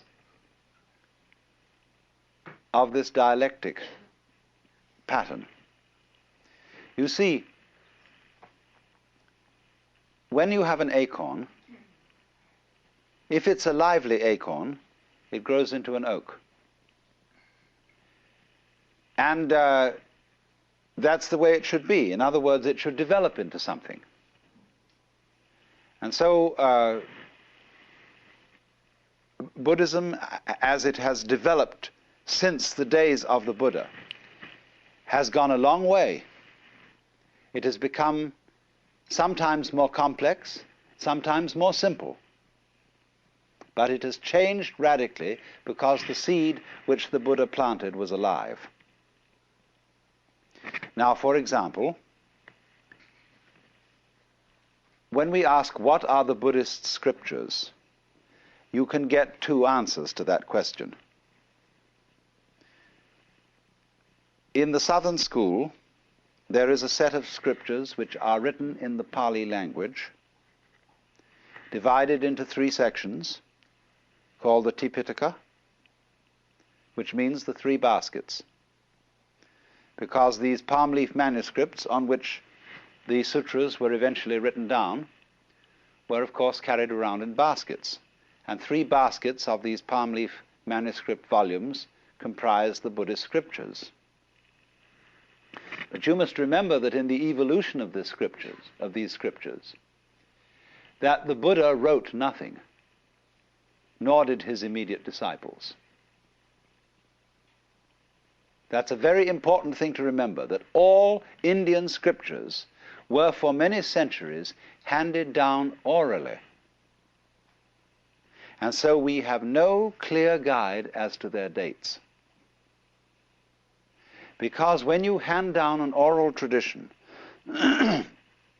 you are not always likely to preserve certain historical landmarks.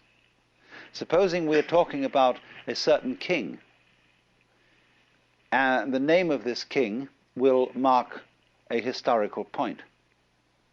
But in an oral tradition, the name of the king is likely to be changed every time the story is told to correspond to the king then reigning. So, in other words, things that do change, that have a historical rhythm, like a succession of kings, they will be changed in handing down the oral tradition. But things that do not change, that is to say, the essential principle of the doctrine, they won't be altered at all. So you must remember that the Buddhist scriptures were for some hundreds of years handed down orally before they were ever committed to writing. And that accounts for their monotonous form. That is why everything is numbered, why there are 4 noble truths, 8 steps of the Eightfold Path, 10 fetters, 5 skandhas, 4 Brahma viharas or meditation states, and so on and so on. Everything is put in numerical lists so as to be memorized easily. And so there are formulae which are constantly repeated, and this is supposed to aid the memory. Now then, it is obvious that those scriptures of the Pali Canon, when you really sit down and read them, you know that what has happened here is that partly they have a certain monotony due to mnemonic aids, but also that in the course of time before they were written down, many monks spent wet afternoons adding to them, and adding things in such a style that no inspired person could ever have said them. And they made commentaries upon commentaries upon commentaries, and lots of them had no sense of humor. I always love the passage where the Buddha is giving instructions on the art of meditation, and he's describing a number of things on which one could concentrate.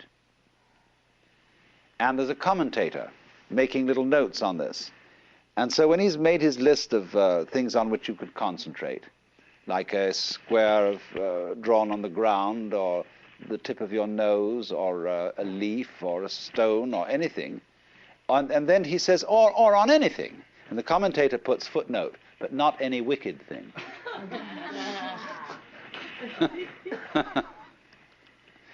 I mean, that's professional clergy for you, the world over. So this sort of thing has obviously happened. But you must remember that this is not, this accumulation, this attribution of one's own writings to the Buddha is not done in a dishonest way. It would be dishonest today with our standards of literary historicity and correctness. It would be very wrong of me to forge a document and pretend that it was written by some very venerable person, say by Dr. Suzuki or by Goethe. But centuries ago, both in the West and in the East, it was considered quite immoral to publish any book of wisdom under your own name, because you personally were not entitled to the possession of this knowledge. And that is why you always put on any book of wisdom the name of the real author, that is to say, the person who inspired you. So in this way, it is highly doubtful if the book of the wisdom of Solomon, at least it's not only doubtful, but it's perfectly certain that Solomon never wrote it, but that it was attributed to Solomon because Solomon was an archetype of the wise man. So in the same way, when for centuries various Buddhist monks and scholars wrote all kinds of sutras, scriptures, and ascribed them to the Buddha, they were being properly modest. They were saying, these doctrines are not my doctrines. They are the doctrines that proceed from the Buddha in me, and therefore they should be ascribed to Buddha. And so over and above the Pali canon, there is an enormous corpus of scriptures written originally in Sanskrit and subsequently translated into Chinese and Tibetan. We have very inadequate manuscripts of the original Sanskrit, but we have very complete Chinese and Tibetan translations. And so it is primarily from Chinese and Tibetan sources that we have the Mahayana canon of the scriptures over and above the Theravada canon, which is written in the Pali language. Pali is a softened form of Sanskrit, whereas in Sanskrit one says nirvana, in Pali one says nibbana. Sanskrit says karma, Pali says kamma. Sanskrit says dharma, Pali says dhamma. It's very, very similar language, but it's softer in its speech, articulation. Now, it's a general feeling among scholars of the West that the Pali scriptures are closer to the authentic teachings of the Buddha than the Sanskrit ones. And so, with our Christian background and approach to scriptures in general, the West has built up a very strong, you might say, prejudice in favor of the authenticity of the Theravada tradition as against the Mahayana tradition. Whereas the Mahayanists put it this way. They say that they have a hierarchy of scriptures. One for very simple-minded people.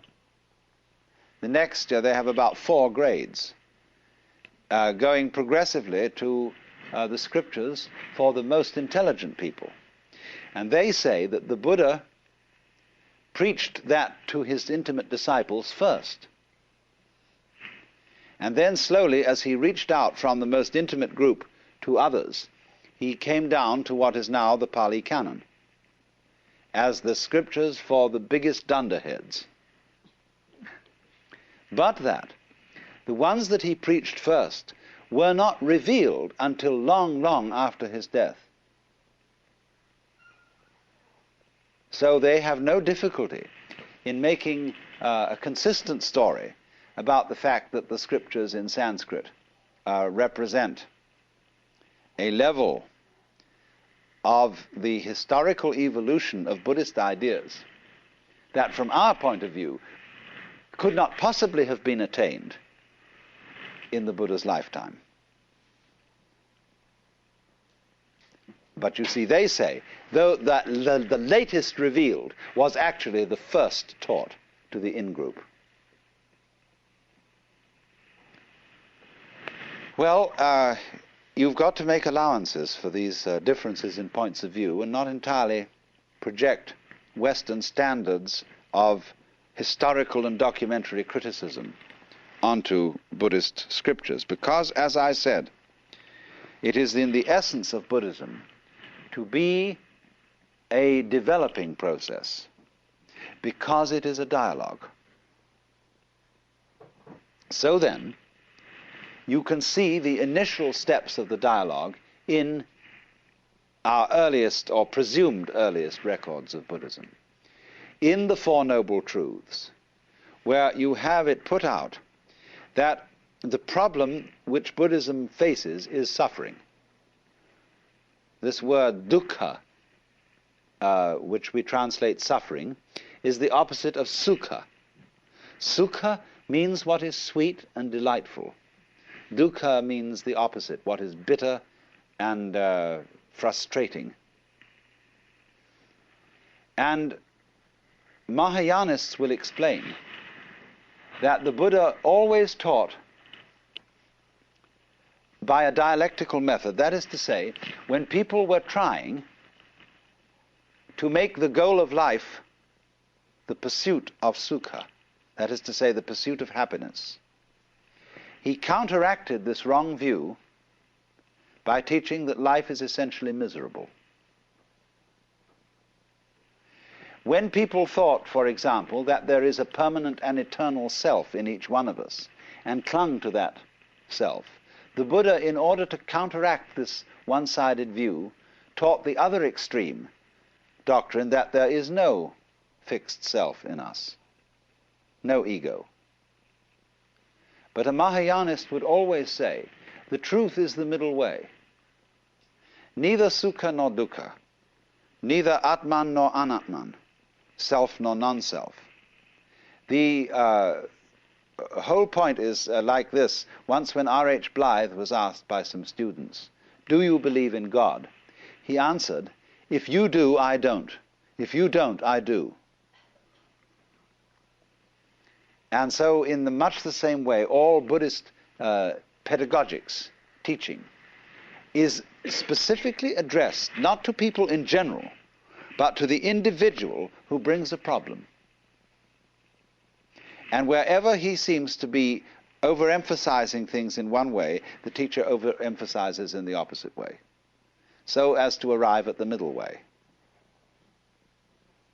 So then, with this emphasis on life is suffering, it's simply saying,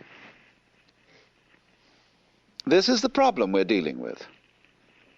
We hurt. We, human beings, feel pretty unfairly treated because we are born into a world so arranged that the price that we pay for enjoying it, that is to say, for having sensitive bodies, is that these bodies are at the same time, because they are sensitive, capable of the most excruciating agonies. Isn't that a nasty trick to play on us? What are we going to do about it? This is the problem. So then when the Buddha says, the cause of suffering is desire, Trishna is our word thirst, and may perhaps be translated desire in a very general sense, or perhaps better craving, clinging, grasping, something like that. He is saying now, I'm going to make this suggestion. You suffer because you desire. Now supposing then you try not to desire, and see if by not desiring you can cease from suffering. Or you can put the same thing in another way.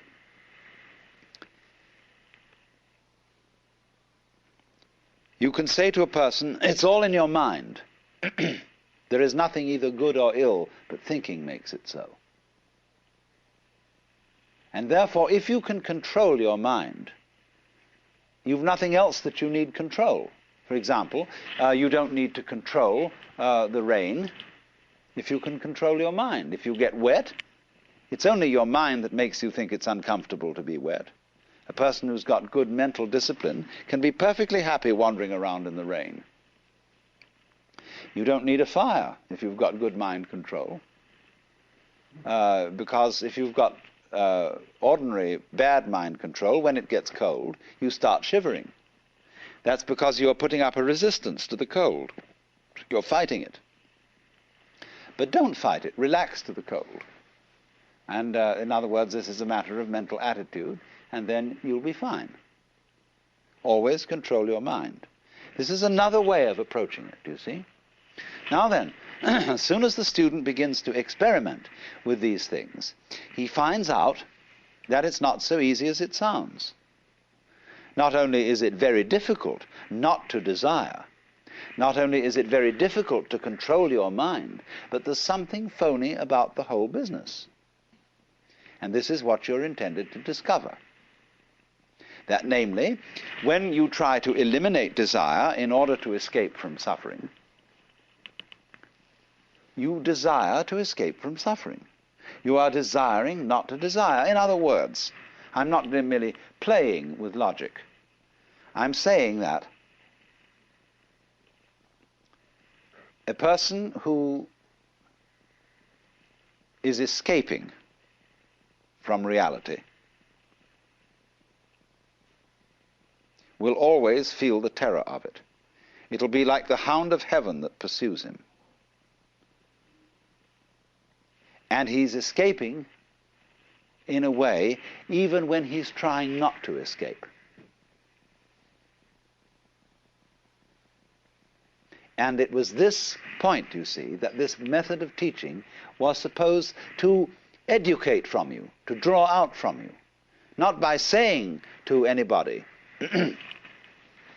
all this in the first place, but by making the experiment not to desire, or the experiment to control your mind thoroughly.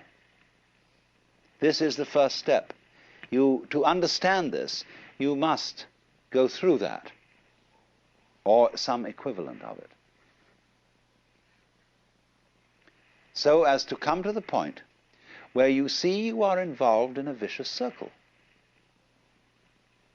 That in trying to control your mind, the motivation, the reason for which you are doing it, is still clinging and grasping. There is still self-protection.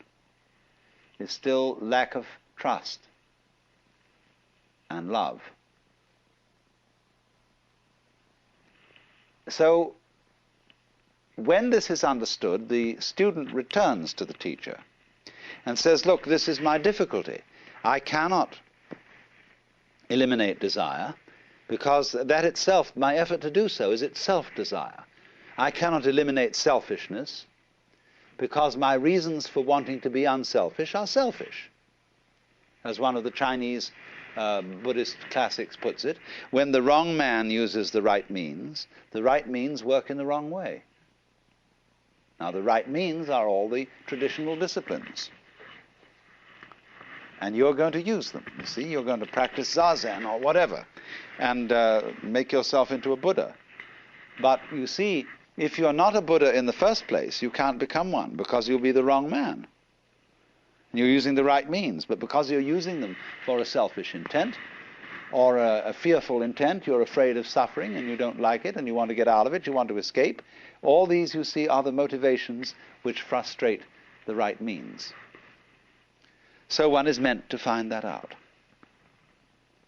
And so then, in course of time, when all this was thoroughly explored by the Buddha's disciples, there developed a very evolved form of this whole technique of dialectic, which was called Madhyamika, Madhyamika.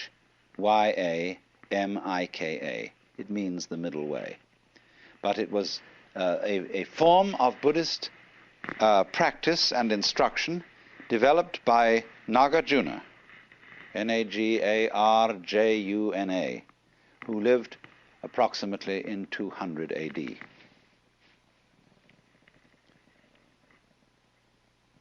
Nagarjuna's method is simply an extension and drawing to logical conclusions of the method of dialogue that already existed, except that Nagarjuna took it to an extreme. And his method is simply this: to undermine, to cast doubts on any proposition to which his student will cling, to destroy all intellectual formulations and all concepts of the nature of reality or the nature of the self whatsoever. Now, you might think that that was simply a parlor game, a little intellectual exercise, but if you engaged in it, you would find it was absolutely terrifying. And you would feel yourself brought very close to the verge of madness. Because a skillful teacher in this method reduces you to a shuddering state of total insecurity. I have watched this being done among people you would consider perfectly ordinary, normal Westerners who thought they were getting involved in just a nice abstract intellectual discussion. But then finally the teacher, as the process goes on, discovers in the course of the discussion what are the fundamental premises to which every one of his students is clinging. What is the foundation of sanity? What do you base your life on? And when he has found out what that is for each student, he destroys it. He shows you that you can't found a way of life on that. That it leads you into all sorts of inconsistencies and foolishness. And the student turns back to the teacher and says, well, it's all very well for you to pull out all the carpets from under my feet. What would you propose instead? And the teacher says, I don't propose anything. He's no fool. He doesn't put up something to be knocked down. But you see, here are you. If you don't put up something to be knocked down, then you can't play ball with the teacher. And you may say, well, I don't need to. Then on the other hand, there's something nagging you inside telling you you do. And so you go and play ball with him, and he keeps knocking it down. Whatever you propose, whatever you cling to. And this exercise produces in the individual a real traumatic state. People get acute anxiety.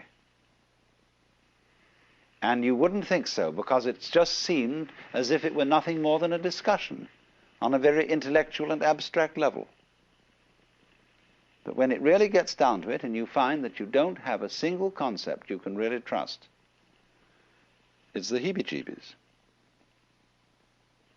But it is, you are preserved from insanity by the discipline, by the atmosphere set up by the teacher, and by the fact that he seems perfectly happy without anything in the way of a concept to cling on to.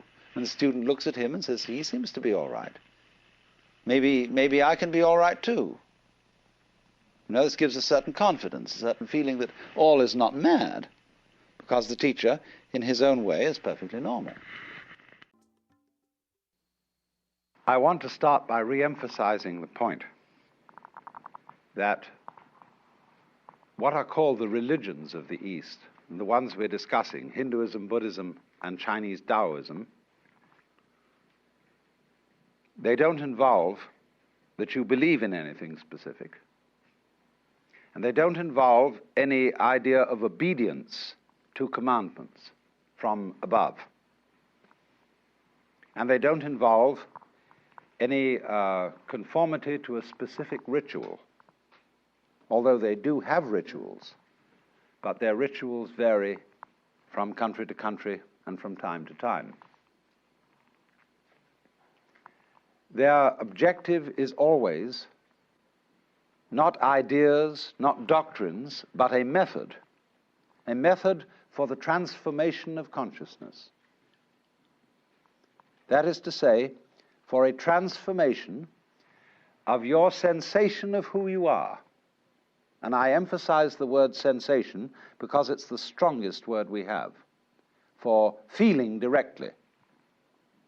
When you put your hand on the corner of a table, you have a very definite feeling. And when you are aware of existing, you also have a definite feeling. But in the view of these methods or disciplines, the ordinary person's definite feeling of the way he exists and who he is a hallucination. To feel yourself as a separate ego, a source of action and awareness that is entirely separate and independent from the rest of the world, somehow locked up inside a bag of skin, is seen as a hallucination. That you are not a stranger in the earth, that comes into this world either as a result of a natural fluke or being a sort of spirit that comes from somewhere else altogether. But that you, in your fundamental existence, you are the total energy that constitutes this universe. Playing that it's you. Playing that it's this particular organism. And even playing that it's this particular person. Because the fundamental game of the world is a game of hide and seek. That is to say, that the colossal reality, the energy that is everything, that is a unitary energy, that is one, plays at being many, at manifesting itself in all these particulars that we call you and you and you and you and you and you and you and you and this and that and all around us. And it's fundamentally a game. And you can say that this goes really for all the systems that I'm talking about. It's the basis of Hinduism, of Buddhism, and of Taoism, this intuition. Now, today we're going to talk about Buddhism. Buddhism is an offshoot of Hinduism. You could, in a way, call it a reform of Hinduism, or Hinduism stripped for export. It originates in northern India, close to the area that is now Nepal, shortly after 600 BC. There was a young prince by the name of Gautama Siddhartha who became the man we call the Buddha. Now, the word Buddha is not a proper name, it's a title. And it's based on the Sanskrit root Buddh, B-U-D-H, which means to be awake. And so you could say the Buddha is the man who woke up from the dream of life as we ordinarily take it to be and found out who he was, who he is. It's curious that this title was not something new. There was already in the whole complex of Hinduism the idea of Buddhas, of awakened people, and curiously they are ranked higher than gods.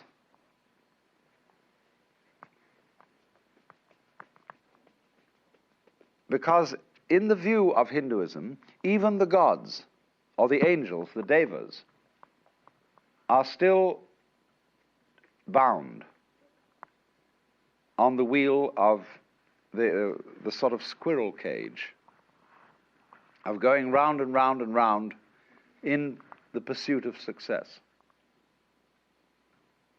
And the idea is that if you pursue something that you can call success, pleasure, good, virtue, which originally, of course, means strength, magical power, all these positive things, you are under illusion because the positive cannot exist without the negative. To be, you only know what to be is by contrast with not to be. So if we say, now, there is a coin in the left hand, there is no coin in the right. And from this you get the idea of to be and not to be. And you can't have the one without the other. So if you try to pursue, to gain the positive, and to deny, get rid of the negative, it's as if you were trying to arrange everything in this room so that it was all up and nothing was down. You can't do it. You set yourself an absolutely insoluble problem. Because the basis of life is spectrum. I'll consider the spectrum of colors. When you think of a spectrum, in what form do you think of it? Most people think of it as a ribbon, with red at one end and purple at the other. But the spectrum is actually a circle, because purple is the mixture of red and blue. It goes right round. And so in this way, all sensation, all feeling, all experience whatsoever is moving through spectra. You don't only have the spectrum of color, you have a spectrum of sound, you have various complex spectra of texture, of smell, of taste, and you're constantly operating through all the possible variations of experience. And it implies that you can't know one end of the spectrum without also knowing the other. So if you wanted, if say your favorite color is red, and you wanted only red, and you had to exclude, therefore, blue and purple. Without blue and purple, you can't have red. Behind, of course, all the various colors in the spectrum is the white light. And behind everything that we experience, all our various sensations of sound, of color, of shape, of touch, there's the white light.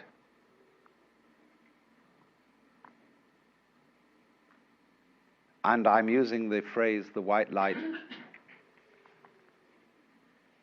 rather symbolically. I don't mean it literally. But there is common to all sensations what you might call the basic sense. And if you explore back into your sensations and reduce them all to the basic sense, you're on your way to reality, to what underlies everything, to what is the ground of being, the basic energy. And to the extent that you realize this and know that you are it, you transcend, you overcome, you surpass the illusion that you are simply John Doe, Mary Smith, or what have you. So then, the Buddha, as the man who woke up, is regarded as one Buddha among a potentiality of myriads of Buddhas. Everybody can be a Buddha. Everybody has in himself the capacity to wake up from the illusion of being simply this separate individual. The Buddha made his doctrine very easy to understand, because in those days there wasn't very much writing being done, and people committed things to memory. And so he put his doctrine or method in various formulae, which are very easy to remember, and I'm going to explain it in those terms so that you can remember it just as well. He, of course, practiced the various disciplines that were offered in the Hinduism of his time, but he found in a certain way that they had become unsatisfactory, because they had overemphasized asceticism, had overemphasized putting up with as much pain as you can. There was a feeling, you see, that if the problem of life is pain, let us suffer. And this is the root of the ascetics you see, who lie on beds of nails, who hold a hand up forever and ever and ever, who eat only one banana a day, who renounce sex, who do all these weird things, because they feel that if they head right into pain and don't become afraid of it, but suffer as much pain as possible, they will, by this method, overcome the problem of pain. And they will set themselves free from anxiety. There's a certain sense in that, as you can obviously see. Supposing, for example, you have absolutely no fear of pain. You have no anxieties. You have no hang-ups. How strong you would be. Nobody could stop you. You would have ultimate courage. But the Buddha was very subtle. He is really the first historical psychologist, the great psychologist, psychotherapist. He is very subtle because he saw that a person who is fighting pain, who is trying to get rid of pain, is still really fundamentally afraid of it. And therefore, the way of asceticism is not right. Equally, the way of hedonism, of seeking pleasure, is not right. So the Buddha's doctrine is called the middle way, which is neither ascetic nor hedonistic. So it's summed up in what are called the Four Noble Truths. And the first is called dukkha.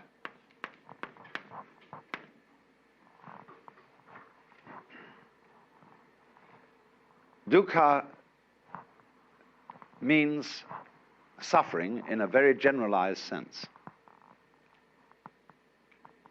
You could call it chronic frustration. And it is saying that life as lived by most people is dukkha. Is an attempt, in other words, to solve insoluble problems. Try to draw a square circle. You can't, because the problem itself is meaningless. Try to arrange the things in this room so that they're all up and none of them down. It is meaningless. Such a problem cannot ever be solved. So try to have light without dark, or dark without light. It can never be solved. So the attempt to solve problems that are basically insoluble, and to work at it through your whole life, that is dukkha. Now, he went on to analyze this, that there are what he called three signs of being. The first is dukkha itself, frustration. The second is anitya. And this means the letter A in Sanskrit at the beginning of a word is often the equivalent of our non. So nitya means permanent. Anitya means impermanent. That every manifestation of life is impermanent. And therefore, our quest to make things permanent, to straighten everything out, to get it fixed, is an impossible and insoluble problem.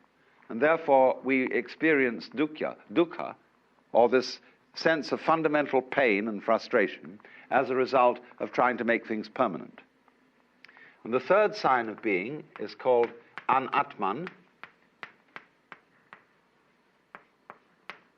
Now, you know from my talk on Hinduism that the word atman means self.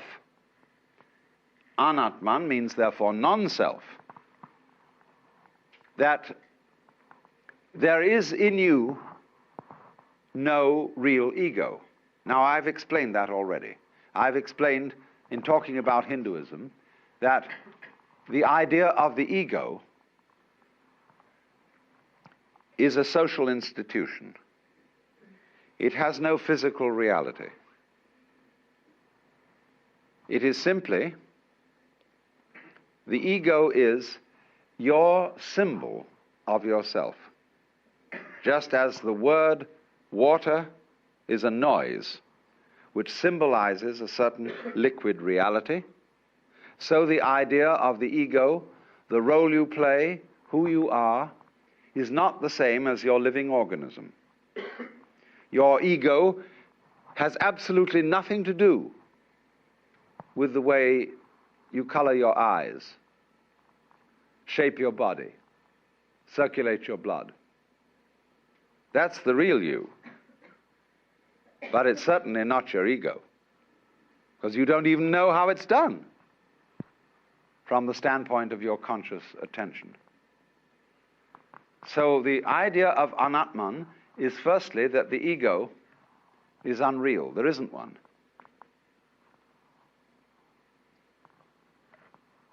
Now then, this then is the first truth. There is this situation that we have dukkha, or frustration, because we are fighting the changingness of things, and because we don't realize that the ego, the I, is unreal. The second of the Four Noble Truths is then called Trishna.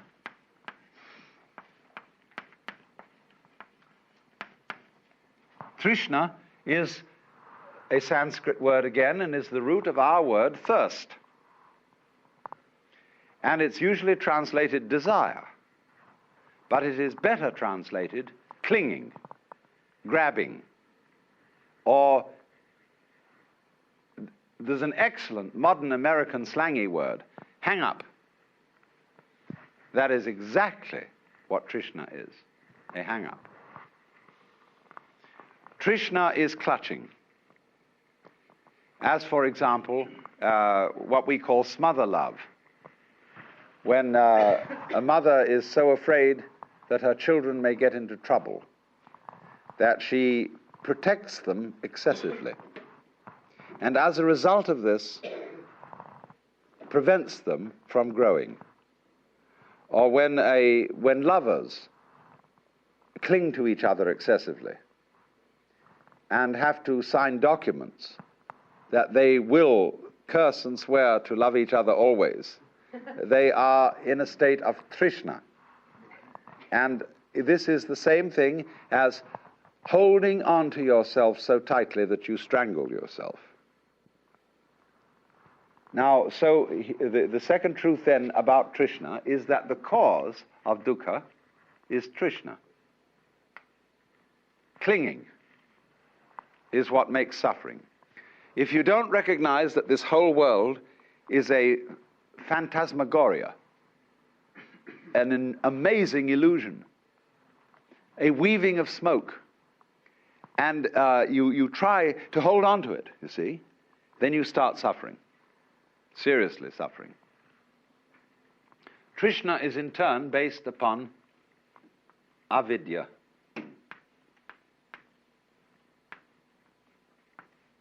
The same negative, vidya, from the root vid, means knowledge, as in the Latin video and the English vision. Avidya, therefore, is ignorance. Gnosis, gna, means, of course, to know. Knowledge is the same thing as gnosis in Greek. To know. So this is not to know, to ignore, to overlook. And I explained in the first talk in this series how we ignore all kinds of things, because we notice only what we think noteworthy. And therefore our vision of everything is highly selective. We pick out certain things and say that's what's there, just as we select and notice the figure rather than the background. Sometimes I draw this on the blackboard and ask the question, what have I drawn? What would you say? What have I drawn? A circle. Any other suggestions? A hole in the black. Yeah, you're getting the point. I've drawn a wall with a hole in it, you see. But ordinarily, you've been reading my books.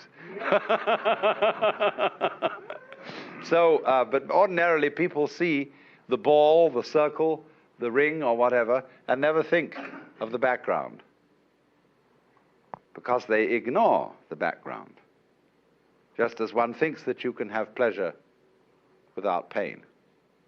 You want pleasure, the figure, and don't realize that pain is the background.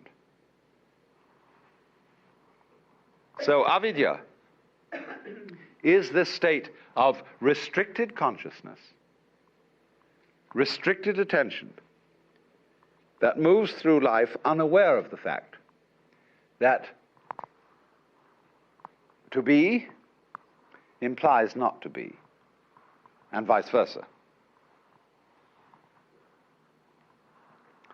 So now the third noble truth is called nirvana.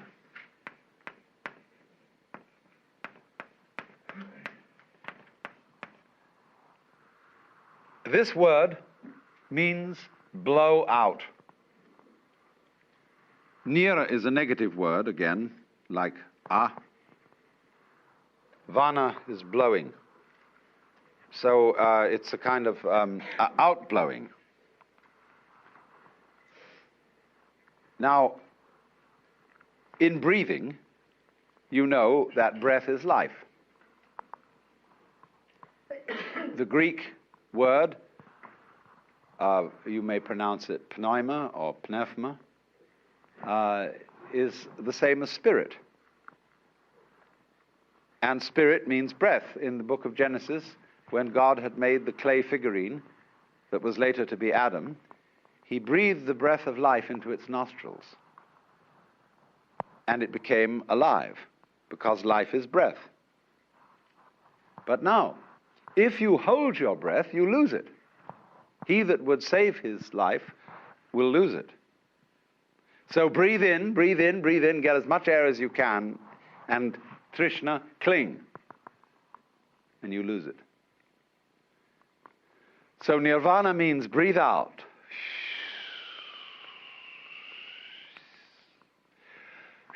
What a relief that was. The sigh of relief. Let it go. Because it'll come back to you if you let it go.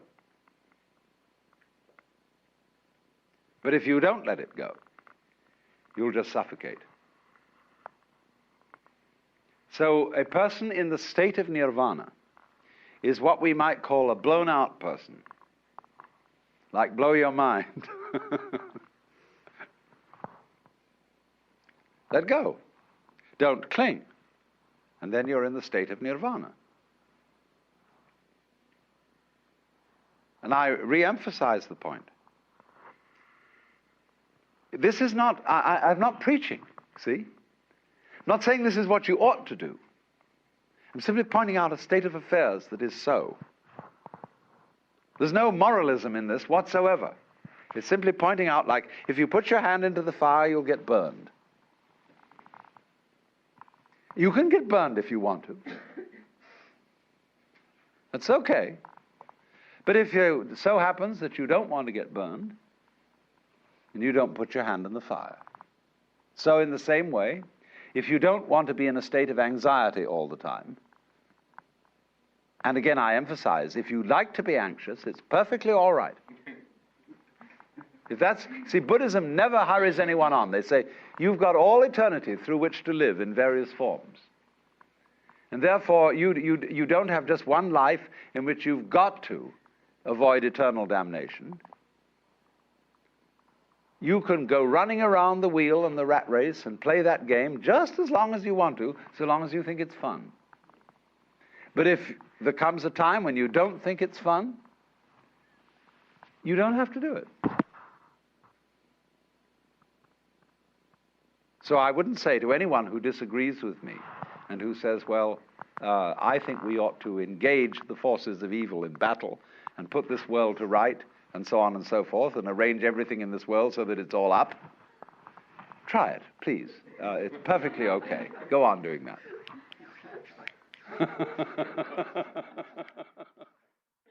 But if you see that it's futile, then you can let go. Don't try to cling. Relax. And if you do that, you're in the state of nirvana. And you become a Buddha. And of course it means that you become a rather astonishing person. You may, of course, be subtle about it and make like you're a very ordinary person so that you don't get people mixed up. And so in Buddhism, the Buddha explained that his doctrine, his method, was a raft. It's sometimes called a yana. The word Y-A-N-A, yana, means a vehicle, a conveyance. And when you cross a river on a raft, and you get to the other shore, you don't pick up the raft and carry it on your back. You leave it behind. But people who are what I would call hooked on religion are always on the raft. They're going back and forth, back and forth, back and forth on the raft.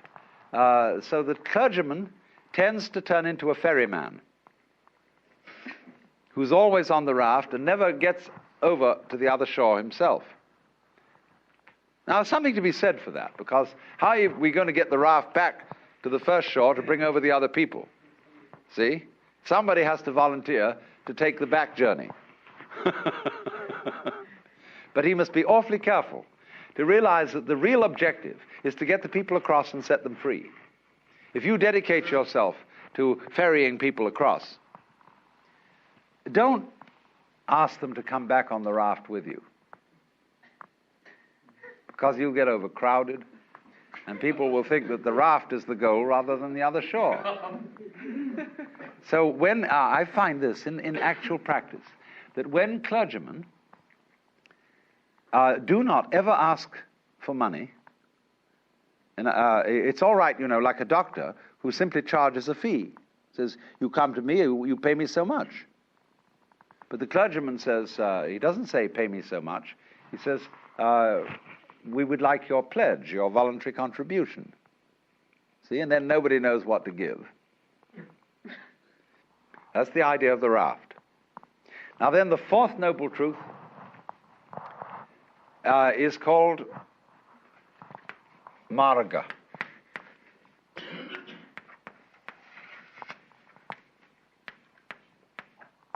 This word means path. And the way of Buddhism is often called the Noble Eightfold Path, because there are 8 phases. I won't say steps, because they're not sequential.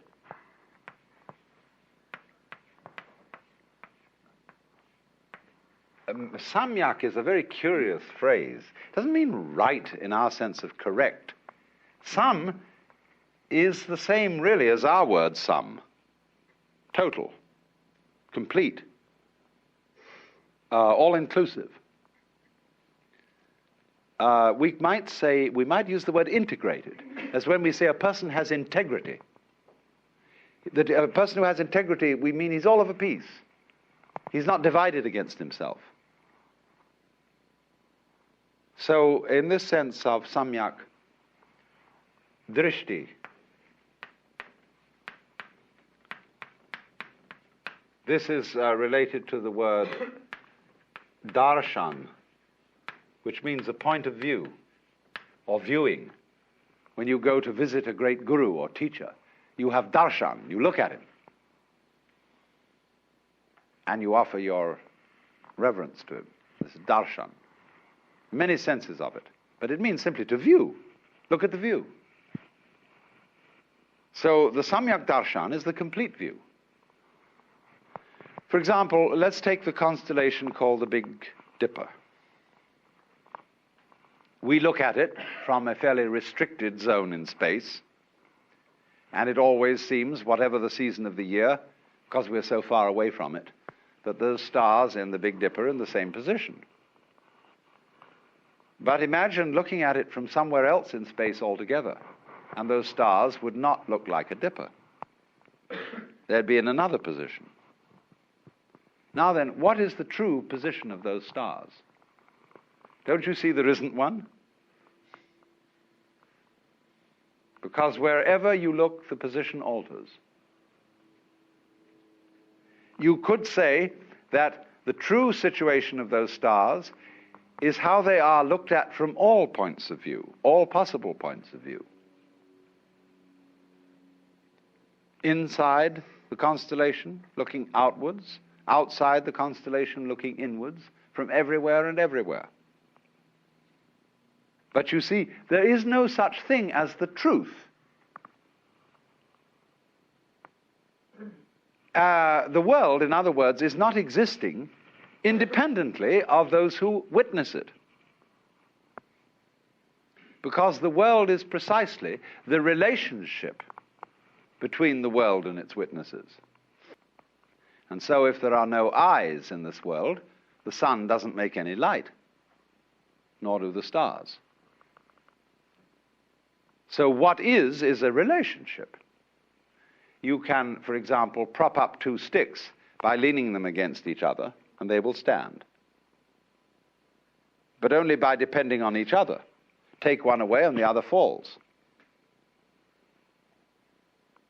So in Buddhism, it is taught that everything in this universe depends on everything else.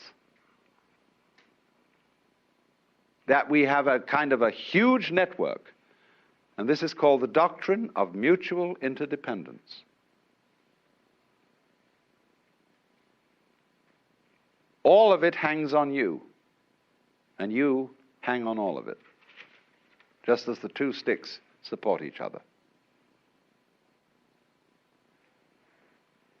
And this is conveyed in a symbol which is called Indra's net. Imagine a multidimensional spider's web in the early morning covered with dewdrops. And every dewdrop contains the reflection of all the other dewdrops. And in each reflected dewdrop, the reflections of all the other dewdrops in that reflection. And so ad infinitum. That is the Buddhist conception of the universe in an image. The Japanese call that jiji muge. A ji means a thing event, a happening. So between happening and happening, mu, there is no ge, separation. Jiji muge. Now, so the first phase of the Eightfold Path has to do with one's view, understanding of the world. The second phase has to do with action, how you act. Buddhist idea of ethics is based on expediency. If you are engaged in the way of liberation and you want to clarify your consciousness, doing that is inconsistent with certain kinds of action. So every Buddhist makes 5 vows, 5 precepts. And you may perhaps have heard the Buddhist formula of taking what is called Panchasila, the 5 precepts. And they take what are called Tisarana, the 3 refuges, and the 5 precepts. The refuges are the Buddha, the Dharma, the doctrine, and the Sangha, the fellowship of all those who are on the way. So the priest, the bhikkhu, the Buddhist monk, and the lay people will chant the formula. Buddhang saranang gacchami, Danghang saranang gacchami, Sanghang saranang gacchami. Those are the three refuges, the Buddha, the Dharma, and the Sangha. Then they take the 5 precepts. Panatipata veramani sikapadang samadhiyami. Adinadana veramani sikapadang samadhiyami. Kamesu michachara veramani sikapadang samadhiyami. Musavada veramani sikapadang samadhiyami. Kamesu michahara veramani sura merya majapamadatana veramani sikapadam samadhiyami. So they take these 5 precepts. Panatipata. I undertake the precept to abstain from taking life. Adinadana. I undertake the precept to abstain from taking what is not given. Kamesu mityahara. I undertake the precept to abstain from exploiting the passions. Musavada. I undertake the precept to abstain from falsifying speech. Sura merya majapamadatana. I undertake the precept to abstain from being intoxicated by sura, merya, and majapamadatana, whatever they were.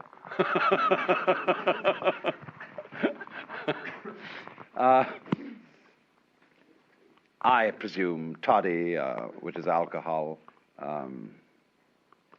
I don't know what else it was. Nobody does know. Because you see, if you start killing people or taking life, you're in trouble. You set up an opposition, and you've got to become involved in taking care of it. If you start stealing, you worry people. You upset people's orientation in life, because if you suddenly come into the back home for dinner and find somebody's stolen your table, where are you going to serve dinner? If you exploit your passions, it means that when you feel bored, and somehow that life is a little bit empty, you say, well, now what are we going to do this evening? Let's go and get stuffed. A lot of people who suffer from obesity are trying to simply fill their empty psyche by stuffing themselves with food. Well, it's the wrong cure. So, likewise, musavada, if you start telling lies to everybody, you know what happens when you start telling lies. You have to tell extra lies to cover up the first one, and you get into the most hopeless misunderstanding. Speech collapses. And of course, the intoxication is the same problem as the exploitation of the passions. So there's a purely kind of practical, expedient, utilitarian approach to morals. There's another side to this which doesn't enter into the precepts, which I will explain later. So that's the third phase of the Eightfold Path. Then the second phase. Then the third phase has to do with your mind, with your state of consciousness.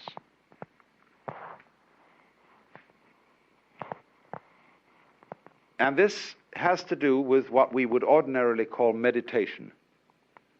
There are the two final, the seventh and eighth aspects of the path are called samyak smriti and samyak samadhi. Smriti means recollection. That's the best English word for it.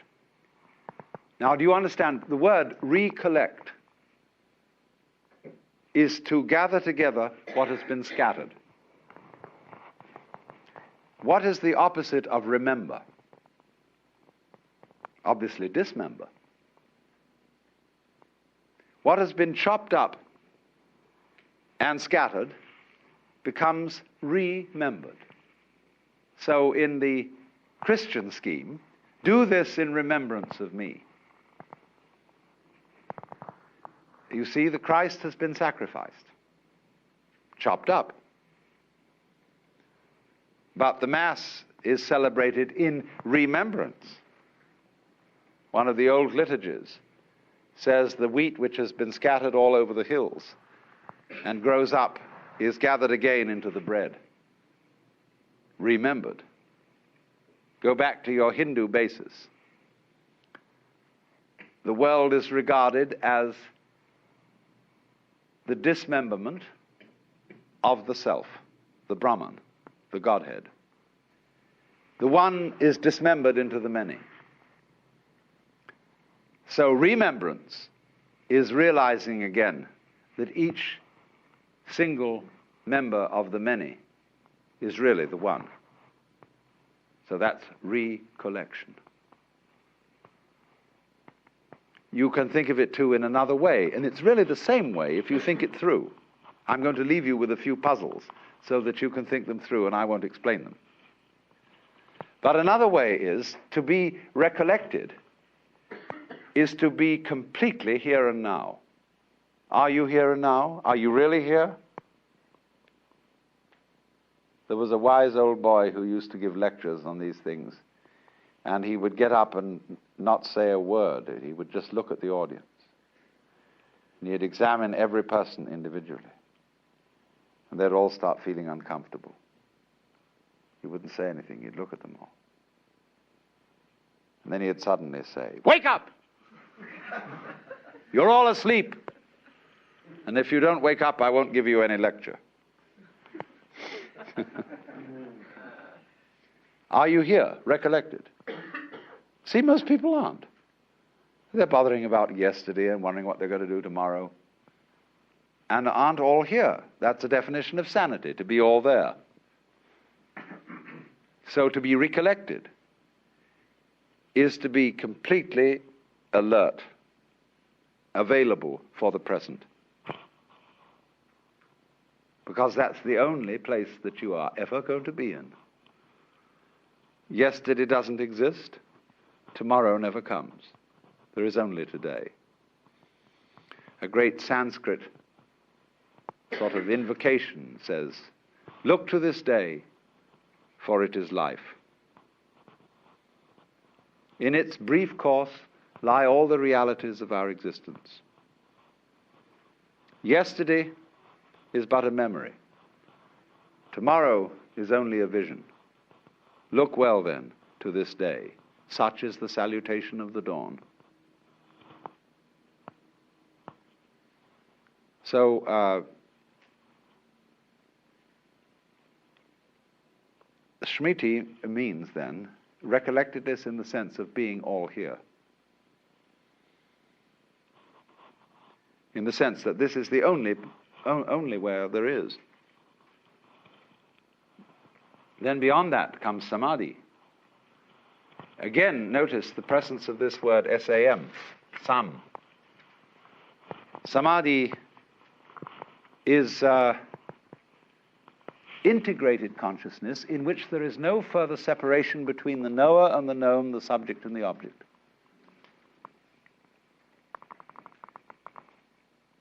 You are what you know.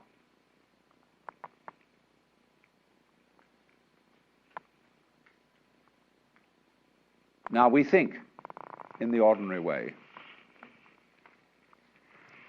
that we are the witnesses of a constantly changing panorama of experience, from which we, as the knowers of this, in a way stand aside and watch it. We think of our minds as a kind of tablet upon which experience writes a record. And the tablet is always there, although the experience goes by. And eventually the experience, by writing so much on the tablet, wears it out. It's all scratched away, and you die. See? But actually, if you will investigate this, and you have to experiment on this because I cannot explain it to you in words, you can only find it out for yourself. There is no difference between the knower and the known. When you say, I see a sight, I feel a feeling, you are using redundant language. I see implies the sight. I feel implies the feeling. Do you hear sounds? No. You just hear. Or you can say there are sounds. Either one will do.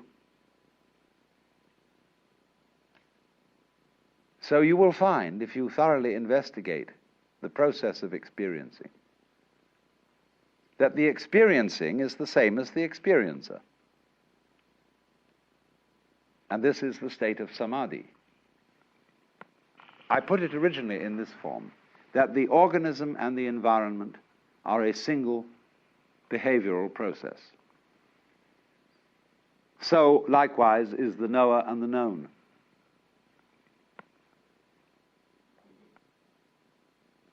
So you, as someone who is aware, and all that you are aware of is one process. That is the state of samadhi.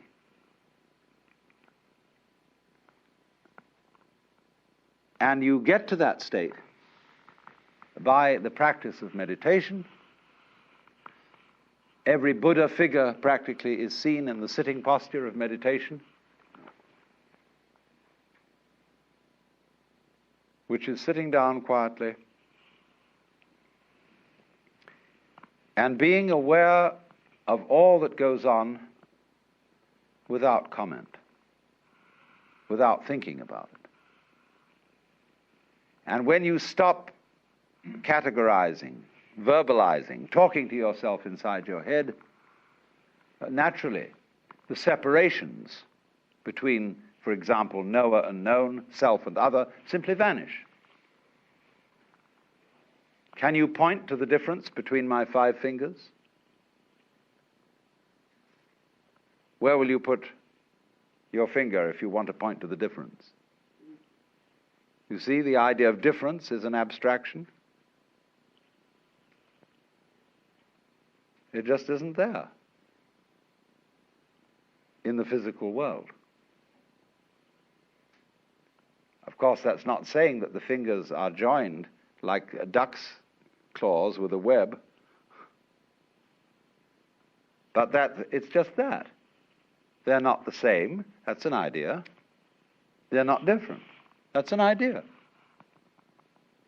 And these ideas just aren't here. See? You can't point to it. You can't put your finger on it.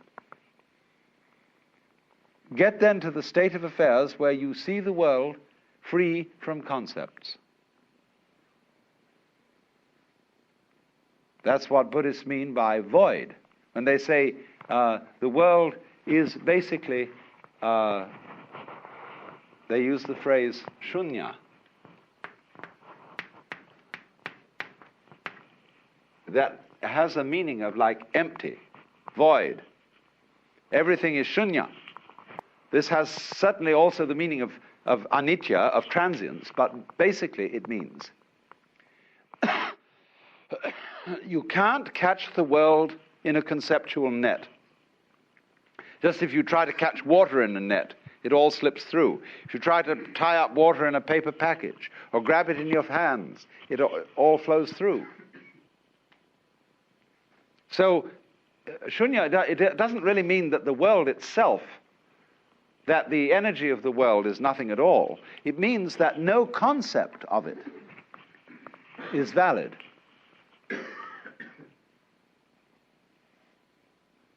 You cannot make any one idea or belief or doctrine or system or theory tie the thing up. So, if you go through this and you get completely blown out and released and are in the state of nirvana,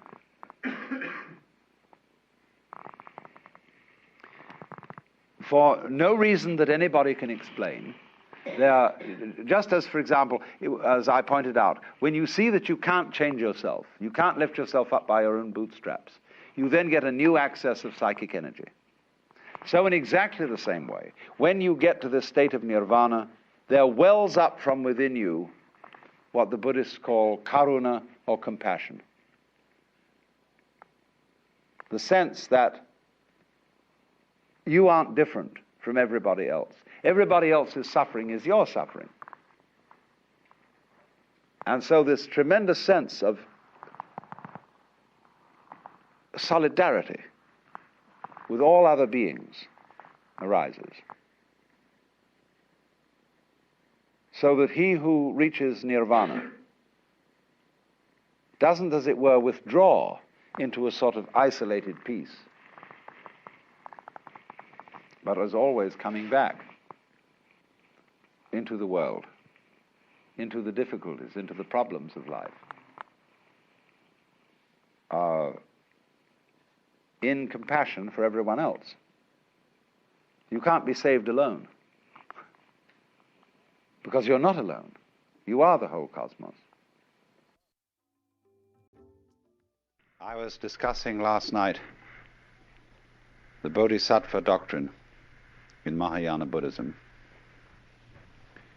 and comparing it or relating it to the two great tendencies in Indian spirituality: anti-worldliness or otherworldliness and world affirmation, and showing how the idea that the highest kind of a Buddha is in a certain way a non-Buddha. The highest kind of a Buddha is like an ordinary person.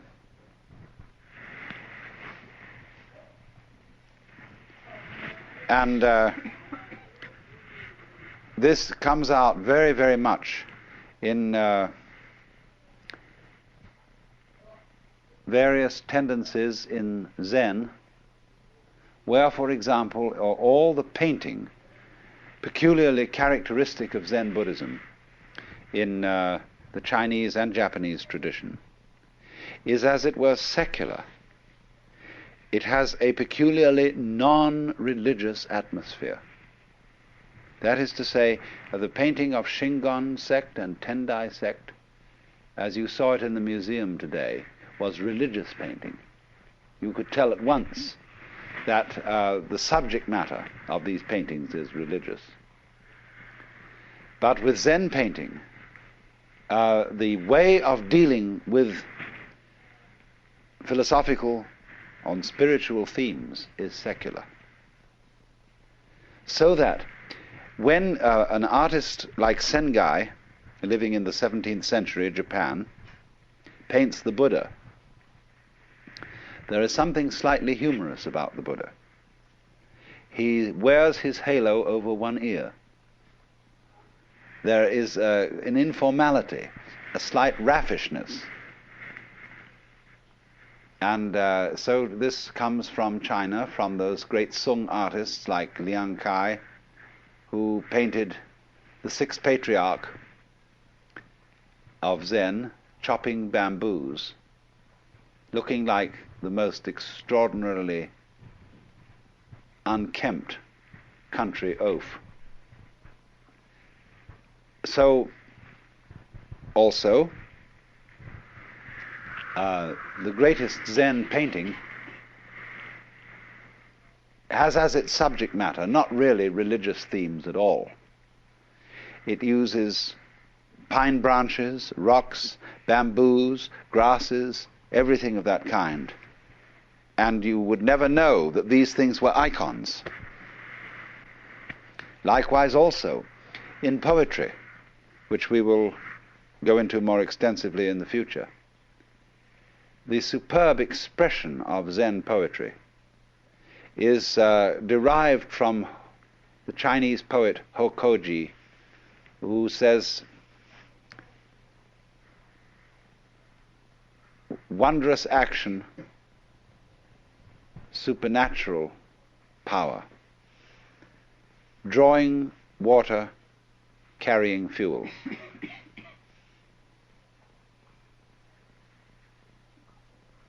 Now, that poem is a little bit too religious for Zen taste. And so, preferable to that is Basho's famous poem, The Old Pond, a frog jumps in, plop. Plop is the only possible English translation for the Japanese mizu no otto, which means literally the water's sound. Plop. But that poem, you see, is a very high-style Zen poem because it has nothing in it about religion. There is a poem on the edge, which also was written by Basho, which says, "When the lightning flashes, how admirable he who does not think life is fleeting." You see, the flash of a lightning is a Buddhist cliché for the transiency of the world. Your life goes by and it disappears as fast as a flash of lightning. That becomes a cliché. So, all religion, all religious comments about life eventually become clichés. Religion always is falling apart and becoming a certain kind of going through the motions, a kind of imitation of attitudes, as if one would say, we've got a book called The Imitation of Christ. It's a terrible book. Because everybody who imitates Christ is a kind of a fake Jesus. So in the same way, there's all kinds of imitation Buddhas, not just sitting on altars made of wood and gilded, but just sitting around in monasteries. So one might say then that the highest kind of religious or spiritual attainment has no way, a sign about it that it is religious or that it is spiritual. And so as a metaphor for this, there was used in Buddhism from the very beginning the idea of the tracks of birds in the sky. They don't leave any tracks. And so the way of the enlightened man is like the track of a bird in the sky. And as one poem, a Chinese poem says, "Entering the forest, he does not disturb a blade of grass. Entering the water, he does not make a ripple." In other words, there is no sign about him to indicate that he is self-consciously religious.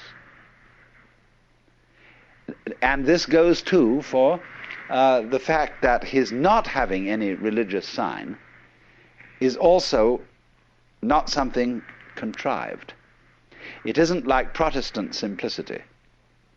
You know, all those Catholics with their rituals and how dreadful and insincere that is. The real reason, you know, why Protestants think Catholic ritual is insincere? You know? It's expensive. Protestantism started in the burgher cities of Europe. Places like Freiburg, Hamburg, you know, and Geneva. Because the merchant class, who were the foundation of the bourgeoisie, got annoyed because every time a saint's day came around, all their employees got a day off because it was a holy day and they had to attend Mass. There were so many of these nuisance holy days, and all these contributions that were assessed by the church, buying your way out of purgatory and saying masses for the dead and so on and so forth, they found this not very economical. The priests were getting the money instead of the merchants. And so they decried as unbiblical and irreligious and wasteful all the finery of the Catholic religion and wanted something plain and simple. So it became, in course of time, a sign of being really religious to avoid rituals and to avoid colorful clothing and splendor in churches, and to be as ordinary as possible. But that is not yet the real religion of me giving no sign of having a religion, because this simplicity and absence of ritual itself becomes a sign, a way of advertising how spiritual you are. So the completely bodhisattva type of person doesn't leave any track, either by being religious overtly or by being non-religious overtly. How will you be neither religious nor non-religious? See, that's the great test. How will you avoid that trap of being one or the other? It's like, are you a theist or are you an atheist? See, the theist is caught by God, and the idea of God, the belief in God, but the atheist is equally caught. Because an atheist is very often an atheist because he cannot stand the idea that God is watching him all the time. That there is this constant all-seeing eye prying on your most private life. And that there's this, you know how when you're a child in school and you're writing something or doing arithmetic and the teacher walks around the class and looks over your shoulder. Nobody wants to be watched like that. Even someone who's good at writing or at arithmetic doesn't want somebody looking over their shoulder while they're doing it. It puts you off. It bugs you. So the idea of the Lord God, who is watching us all the time, who is judging everything that we do, puts people off, and they can't stand it. So better be an atheist to get rid of teacher. So, but the atheist, you see, the man who advertises his disbelief in God is a very pious person. Nobody believes in God like an atheist. There is no God, and I am his prophet. So then, the true bodhisattva state is very difficult to pin down as being neither supremely religious nor blatantly secular. And people who think that the height of Buddhism or the height of Zen is to be perfectly ordinary have still missed the point, like the atheist has missed the point. But for this reason, then, there is an element in the art, the painting, the poetry, etc., which has been inspired by this kind of Buddhism. This kind of art where the subject matter is non-religious. Nevertheless, there is something about the way in which this non-religious subject matter is handled that stops you. And you know there's something strange about it. This is how I first became interested in Oriental philosophy and all that kind of thing. I had an absolute fascination for Chinese and Japanese painting, the secular painting, the landscapes, the treatment of flowers and grasses and bamboos. There was something about it that struck me as astonishing, even though the subject matter was extremely ordinary. And I just, as a child practically, I had to find out what was the strange element in those bamboos and those grasses. I was being, of course, taught by those painters to see grass. But there was something in there that one could never pin down, never put your finger on. And that was this thing that I will call the religion of no religion. the supreme attainment of being a Buddha who can't be detected, who, in this sense, then leaves no trace. You remember, some of you have seen those 10 paintings called the 10 Stages of Spiritual Ox Herding. And the author, there are two sets of these paintings. There's a heterodox one and an orthodox one. The heterodox one has as the man catches the ox, it gets progressively whiter, until in the end it disappears altogether, and the last picture is an empty circle. But the orthodox set of paintings doesn't end with the empty circle. That the empty circle arises 2 from the end, 3 from the end. It is followed by 2 others. After the man has attained the state of emptiness, the state, in other words, of complete iconoclasm, the state of no attachment to any spiritual or psychological or moral crutch, there are 2 more steps. And one is called returning to the origin, which is represented by a tree beside a stream. And the final one called entering the city with hands hanging down. That means hands giving a handout, as it were, giving bounty. And it shows a picture of the fat Buddha, Putai, or in Japanese known as Hote, who has an enormous belly, big ears, who carries round a colossal bag. And what do you think this bag has in it? Trash. Wonderful trash. Everything that children love. Things that everybody else has thrown away and thought of as valueless, this bum collects and gives it away to children. And so it says here that he goes on his way without following the steps of the ancient sages. His door is closed. That's the door of his house. And no glimpses of his interior life are to be seen. So, in other words, it's like when you erect a building, while you're building it, you have all kinds of scaffolding up. That shows you that building is going on. But when the building is complete, the scaffolding is taken down. To open a door, as they say in Zen, you may need to pick up a brick to knock at the door. But when the door is open, you don't carry the brick inside. To cross a river, you need a boat. But when you've reached the other side, you don't pick up the boat and carry it.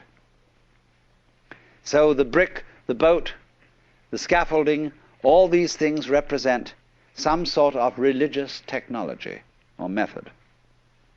And in the end, these are all to disappear, so that the saint will not be found in church. I don't take what I say literally. The saint can perfectly readily go to church without being sullied by church. But ordinary people, when they go to church, they come out stinking of religion. There was a great Zen master once, and one of his disciples asked him, "How am I making progress?" He said, "You're all right, but you have a trivial fault." "Well, what is that?" He said, "You have too much Zen." Well, he said, when you're studying Zen, don't you think it's very natural to be talking about it? The master said, "When it's like an ordinary conversation, it is much better." And so another monk who was standing by listening to this exchange said to the master, "Why do you so specially dislike talking about Zen?" And he replied, "Because it turns one's stomach." So what did he mean when he said, when it's like an ordinary everyday conversation, it is somewhat better? When the old master Joshu was asked, at the end of the kalpa, when everything is destroyed in fire, there will be one thing remaining. What is that? And Joshu replied, it's windy again this morning. So in Zen, when you're asked a question about religion, you reply in terms of the secular. When you're asked about something secular, you reply in terms of religion. So what is the eternal nature of the self? It's windy again this morning. Please pass me a knife. The master hands him the knife with the blade first. Says, please give me the other end. What would you do with the other end? See, here the disciple starts out with the ordinary. Please pass me the knife. And suddenly he finds himself involved in a metaphysical problem. But if he starts out with the metaphysical, he's going to get involved with the knife. So, now, to go deeply into the religion of non-religion, we have to understand what you might call the final, ultimate attainment of Mahayana Buddhist philosophy. And this is contained in a school of thought which is called in Chinese Hua Yan and in Japanese Kegon. Kegon is the intellectual foundation for Zen. And there was a great Chinese master by the name of Shumitsu, who was simultaneously a Zen master and the fifth patriarch of the Huayan sect. Hua, it means flower. Yan, garland. The garland of flowers. And it's all based on a Sanskrit sutra called Avatamsaka. This is called simply, in Japanese, Kegon Kyo. A very big sutra. And the subject matter of this sutra are what are called the four Dharma worlds. And I must explain what these four worlds are so that you get the point.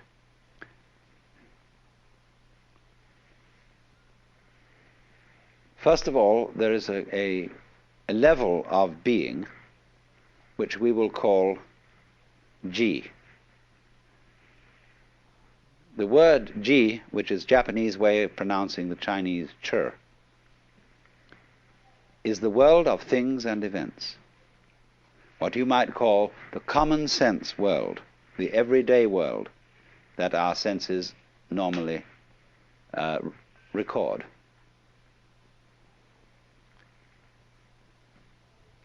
The word Ji, the character in Chinese, has a multiplicity of meanings because it can mean a thing or an event.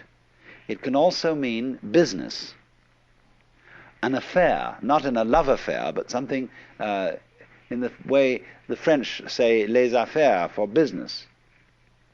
Something important. It can also mean affectation. Putting something on or showing off. And so a person who is a master in Zen is called Buji, which means no business, no affectation, nothing special. The poem says, on Mount Lu there is misty rain, and the river Jiang is at high tide. When you have not been there, your heart is filled with longing. But when you have been there and come back, it was nothing special. Misty rain on Mount Lu, river Jiang at high tide.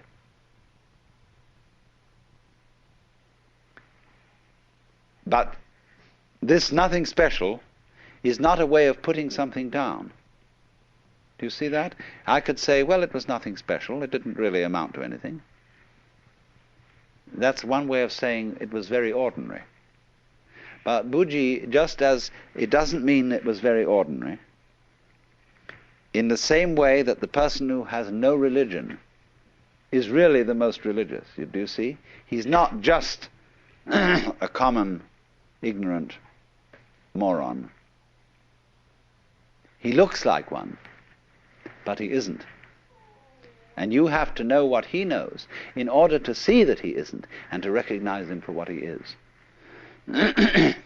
So nothing special. Buji. It doesn't stand out. It doesn't, as we would say it doesn't stick out like a sore thumb. So the world of Ji then means generally the world of particulars, the world of multiplicity, the world we ordinarily feel we're involved in. So that's the first world. The second world is called the world of Ri. Now Ri, in Chinese, Li, is, as I explained to you when we were discussing the idea of the law of nature, the character means the markings in jade, or the grain in wood, or the fiber in muscle. But in the Huayan philosophy, the word Ri means the universal, underlying all particulars, the one underlying all multiplicity. The unitive principle as distinct from Ji, which is the differentiation principle. So, as it were, it's like this. When you see into the nature of this world, you start from Ji. You start from noticing all the particular things and being baffled by their multiplicity and dealing with the multiplicity of things. But as you go into this, you discover, as you understand things, what do you mean when you understand things? It means you become aware of their relationships to each other, and eventually you see the unity behind them. And it is as if the multiplicity of the world dissolved into unity. You start from noticing all the particular things and being baffled by their multiplicity and dealing with the multiplicity of things. But as you go into this, you discover, as you understand things, what do you mean when you understand things? It means you become aware of their relationships to each other, and eventually you see the unity behind them. And it is as if the multiplicity of the world dissolved into unity. And so here you encounter a problem. I can see the world as a unity. I can see the world as a multiplicity. But how the devil am I going to put the two visions together? If I am to be a practical success in business, in family life, and so on, I have to observe the world of particulars. It's particulars that matter. I have to know chalk from cheese. But if I become a saint, a monk, or a hermit, then or even perhaps a poet or an artist, I will forget about the practical matters and contemplate the unity, the secret meaning underlying all events. But then all those practical people are going to say to me, you're falling down on the job. You've escaped from life. Because they feel that the world of particulars is the real world. But the other guy says, no, your particulars are not real. You make a success of things, yes, but it's completely temporary. You think you're an important person, that you're really contributing to human life. But actually, your success in doing this sort of thing lasts for a few years, and then you fall apart like everybody else does. Where's your success now? When you're dead, what happened to the millions of dollars you made? Where are you? They're all gone. So that isn't real from the standpoint of the person who concentrates on the unity. So then, to perfect our understanding, we have to go to the third of these worlds, which is called Ri Ji Mu Ge. Now, that means between Ri, the unity, and Ji, the particulars, Mu, there is no, ge, block. That means the world of the universal and the world of particulars are not incompatible. Let's take two very different things and see how they can be united. Take shape and color. Never in a million years can you, with a black pencil that can draw shapes, make red.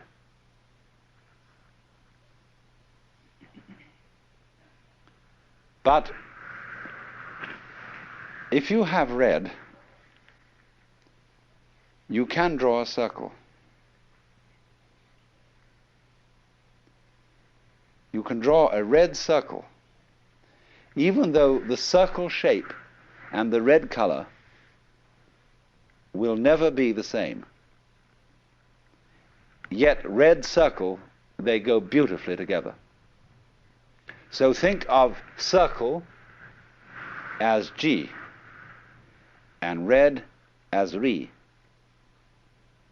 The circle is the particular, the color is the universal. They go together. So then we might say the properly rounded out person is both spiritual and material, both otherworldly and worldly. This is the supreme attainment of a human being, to be both. Don't get one-sided. A person who is what you might call just a materialist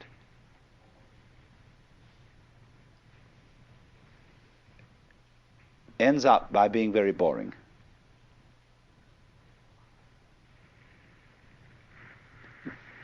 It's you know, you can live the successful life of the world and you can own every kind of material refinement.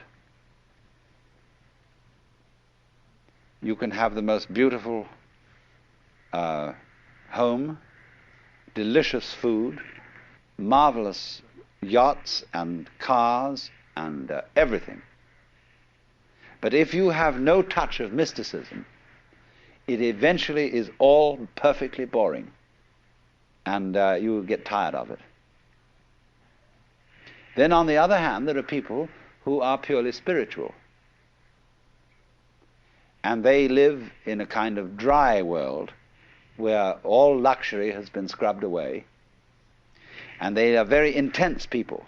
When you are in their presence of a very spiritual person, an excessively spiritual person, you feel inclined to sit on the edge of your chair.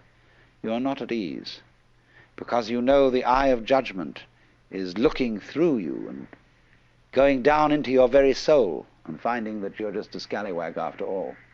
And here's this absolutely sincere, this dreadfully honest and unselfish person. This is something which is always puzzling to people brought up in a Western environment, because great spiritual people are often very, very sensuous, because they can't be materialists in the ordinary sense. They can't be straight, open sensualists, because for them the world is too wonderful for that. Any human being is too marvelous to be treated as just a kind of sexual object. They may be very much a sexual object, but so marvelous, you have to stop with it and really go into the whole of that marvelous, wonderful personality. So there is a trouble, it keeps coming up for the West.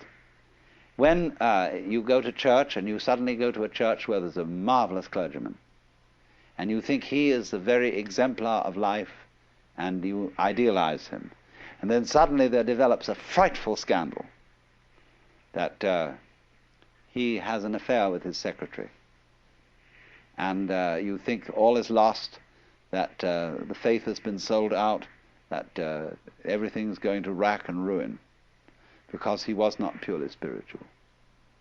And he himself may be terribly confused and worried about this. Because in our world, you see, we make the spiritual and the material mutually exclusive. But ri-ji mu-ge, this third world, means that between the spiritual and the material there is no obstruction. So we might say this would sound as if it were the highest level, but there's one more to come, which is called ji-ji mu-ge. This means then suddenly ri has disappeared. But between ji and ji there is no obstruction. Between one event and any other event or events there is no mutual exclusiveness. Shall I put it that way? This is the doctrine, the highest doctrine of Mahayana Buddhism, which you could call the doctrine of the mutual interpenetration of all things, or the mutual interdependence of all things. And its symbol is what is called Indra's net, that is used in the Avatamsaka Sutra.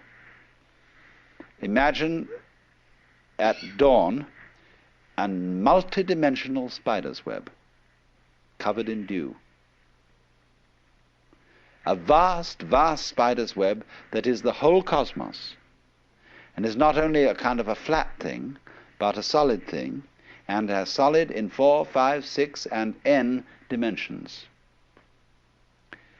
covered with jewels of dew, all of which have rainbow coloring, and every drop of dew contains in it the reflection of every other drop of dew. And since every drop of dew contains the reflections of all the others, each reflected drop of dew contains the reflections, you see, of all the others, and so ad infinitum.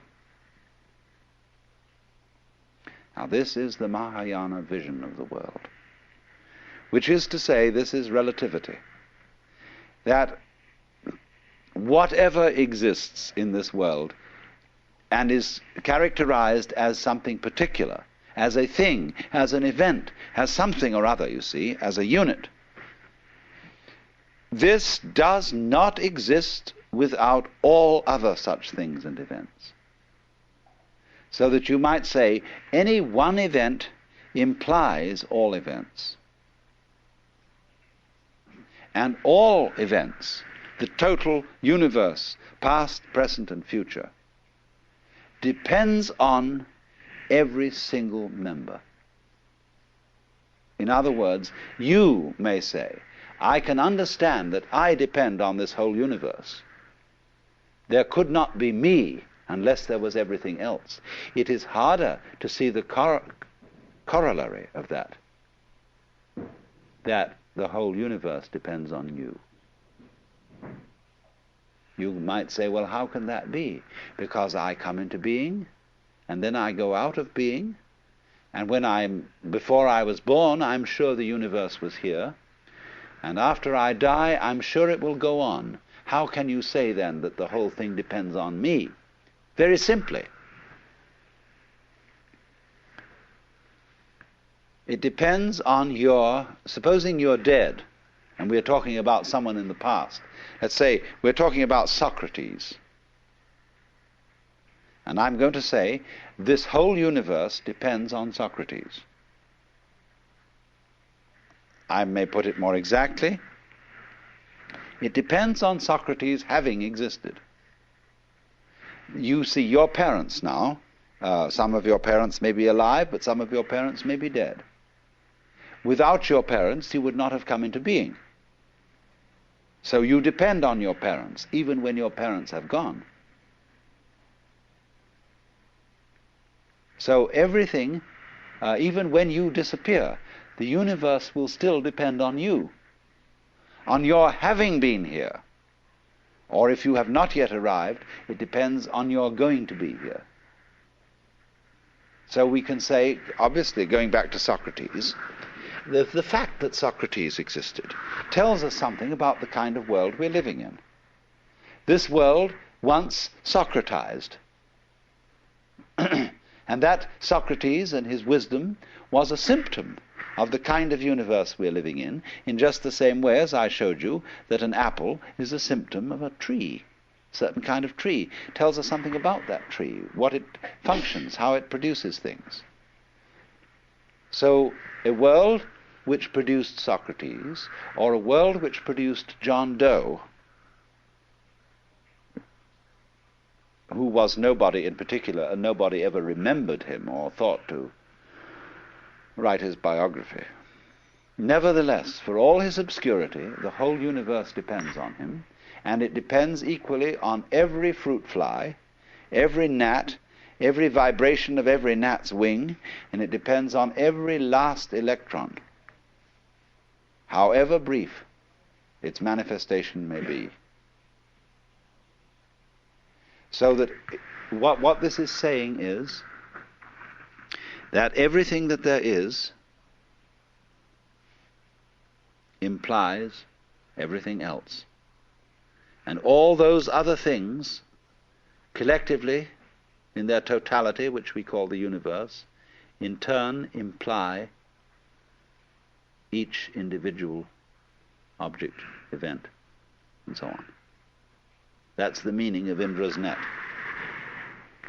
So that this is called in Zen to take up a blade of grass and use it as a golden Buddha 16 feet high.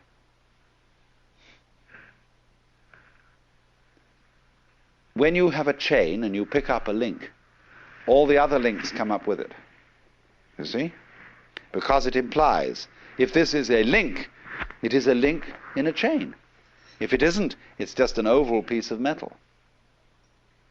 But if it's a link, up come all other links.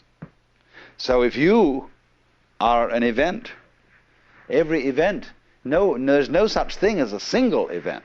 The only possible single event is all events whatsoever. That could be regarded as the only possible atom. The only possible single thing is everything. But the things that we call things all imply each other. We know what we are only in relation to what we aren't. We know of the sensation of oneself only in relation to a sensation of something other. So the other goes with the self as the back goes with the front. And your life, however short, everything depends on it. If that did not happen, nothing would happen. So in this sense, the whole world bears your signature. It would not be the same world if it weren't for you. You've heard, haven't you, what is called the pathetic fallacy? This was an idea of the 19th century, which said that it was false and wrong to project human feelings on the world. The wind in the pine trees is not sighing. It's you who are sighing. The sun is not happy. It's you who are happy when the sun shines. So don't mix up your happiness with the sun. The sun has no feeling. The sun is not human. The wind has no feeling and is not human.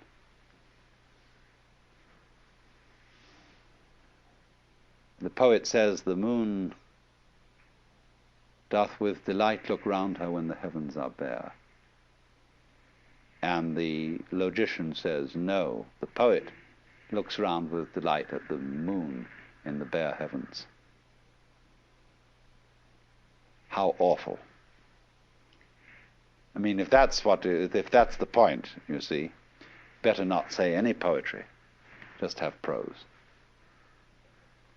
But actually the moon does look round with delight when the poet looks round with delight, because the world of which one symptom is the moon, is the same world of which another symptom is the poet. They go together. A world where there is a moon implies a world where there is a poet. A world where there is a poet implies a world where there is a moon. So in this sense, the moon can be said to look round with delight through the agency of the poet. Because you can't separate poet and moon, just as you can't separate head and feet without destroying the unity of the body. So in that sense then, this whole world is a human world. And we should not take the silly attitude or philosophy called the philosophy of the pathetic fallacy, which says outside our skins it's all inhuman and dumb and blind force, and only inside the skin is there the human world. All this world is human, because it depends not only on the existence of humanity in general, but on the existence of Mary Smith in particular. So the whole world is covered, as it were, with your personal signature. But at that moment when you suddenly seem to be everything, and to be Mr. A, you suddenly see the obverse of this, that your particular personality is nothing at all without everything else, without everybody else. I need, in order to be Alan Watts, I need every single other human being and the uncontrollable otherness of all those other human beings that I can't do anything about. They are going to be themselves whatever I do. And yet at the same time, I depend on all their difference from me, and yet they all depend likewise on me. So that I'm in a very funny position. The moment I would be egoless and say, I'm nothing without you, then suddenly I find I'm the kingpin. They all depend on me. Then suddenly, when I get swelled-headed about being the kingpin, I find I'm nothing at all without them. So everything keeps going blip, blip, blip, blip.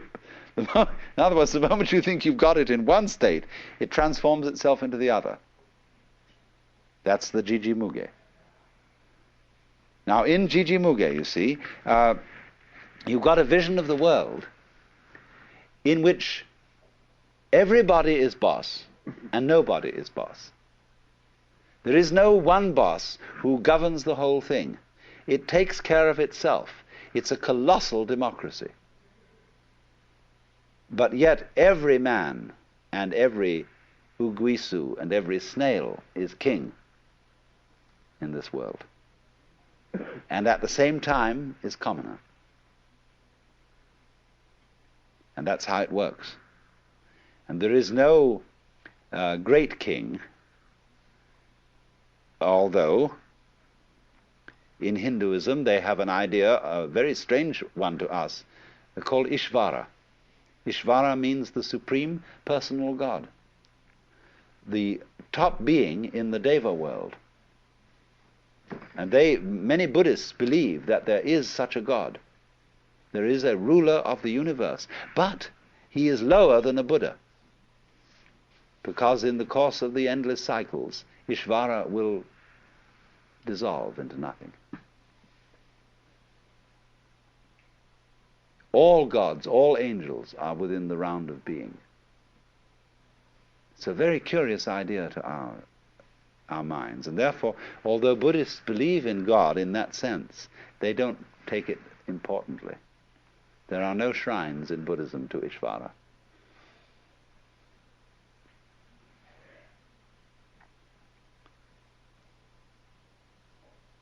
So then, it is through Jiji Muge, this idea of the mutual interpenetration and interdependence of all things, that we have the philosophical basis for Zen as a practical, non-intellectual way of life. Because of the realization that the most ordinary event, the charcoal brazier, the mat, soup for dinner, sneezing, washing your hands, going to the bathroom, everything, all these so-called events, separate events, imply the universe.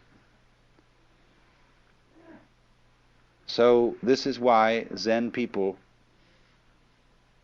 will use the ordinary event to demonstrate the cosmic and the metaphysical. Only they don't rationalize it that way.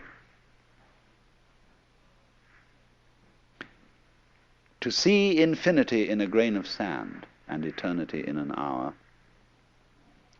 is still Riji Muge and not Jiji Muge. Jiji Muge is when you offer somebody the grain of sand, for God's sake, stop thinking about eternity. Here's just the grain of sand. There is no difference between the grain of sand and eternity. So you don't have to think about eternity as something implied by the grain of sand. The grain of sand is eternity. So in the same way exactly, our sitting here at this moment is not something different from nirvana.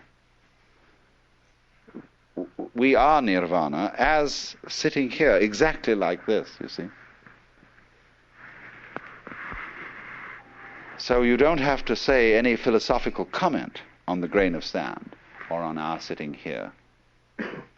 That's called legs on a snake or a beard on a eunuch. You put legs on a snake, you see, and you embarrass the snake in its motion. And a eunuch doesn't need a beard. We would say in our idiom, don't gild the lily. Or Zen would say, don't put frost on top of snow.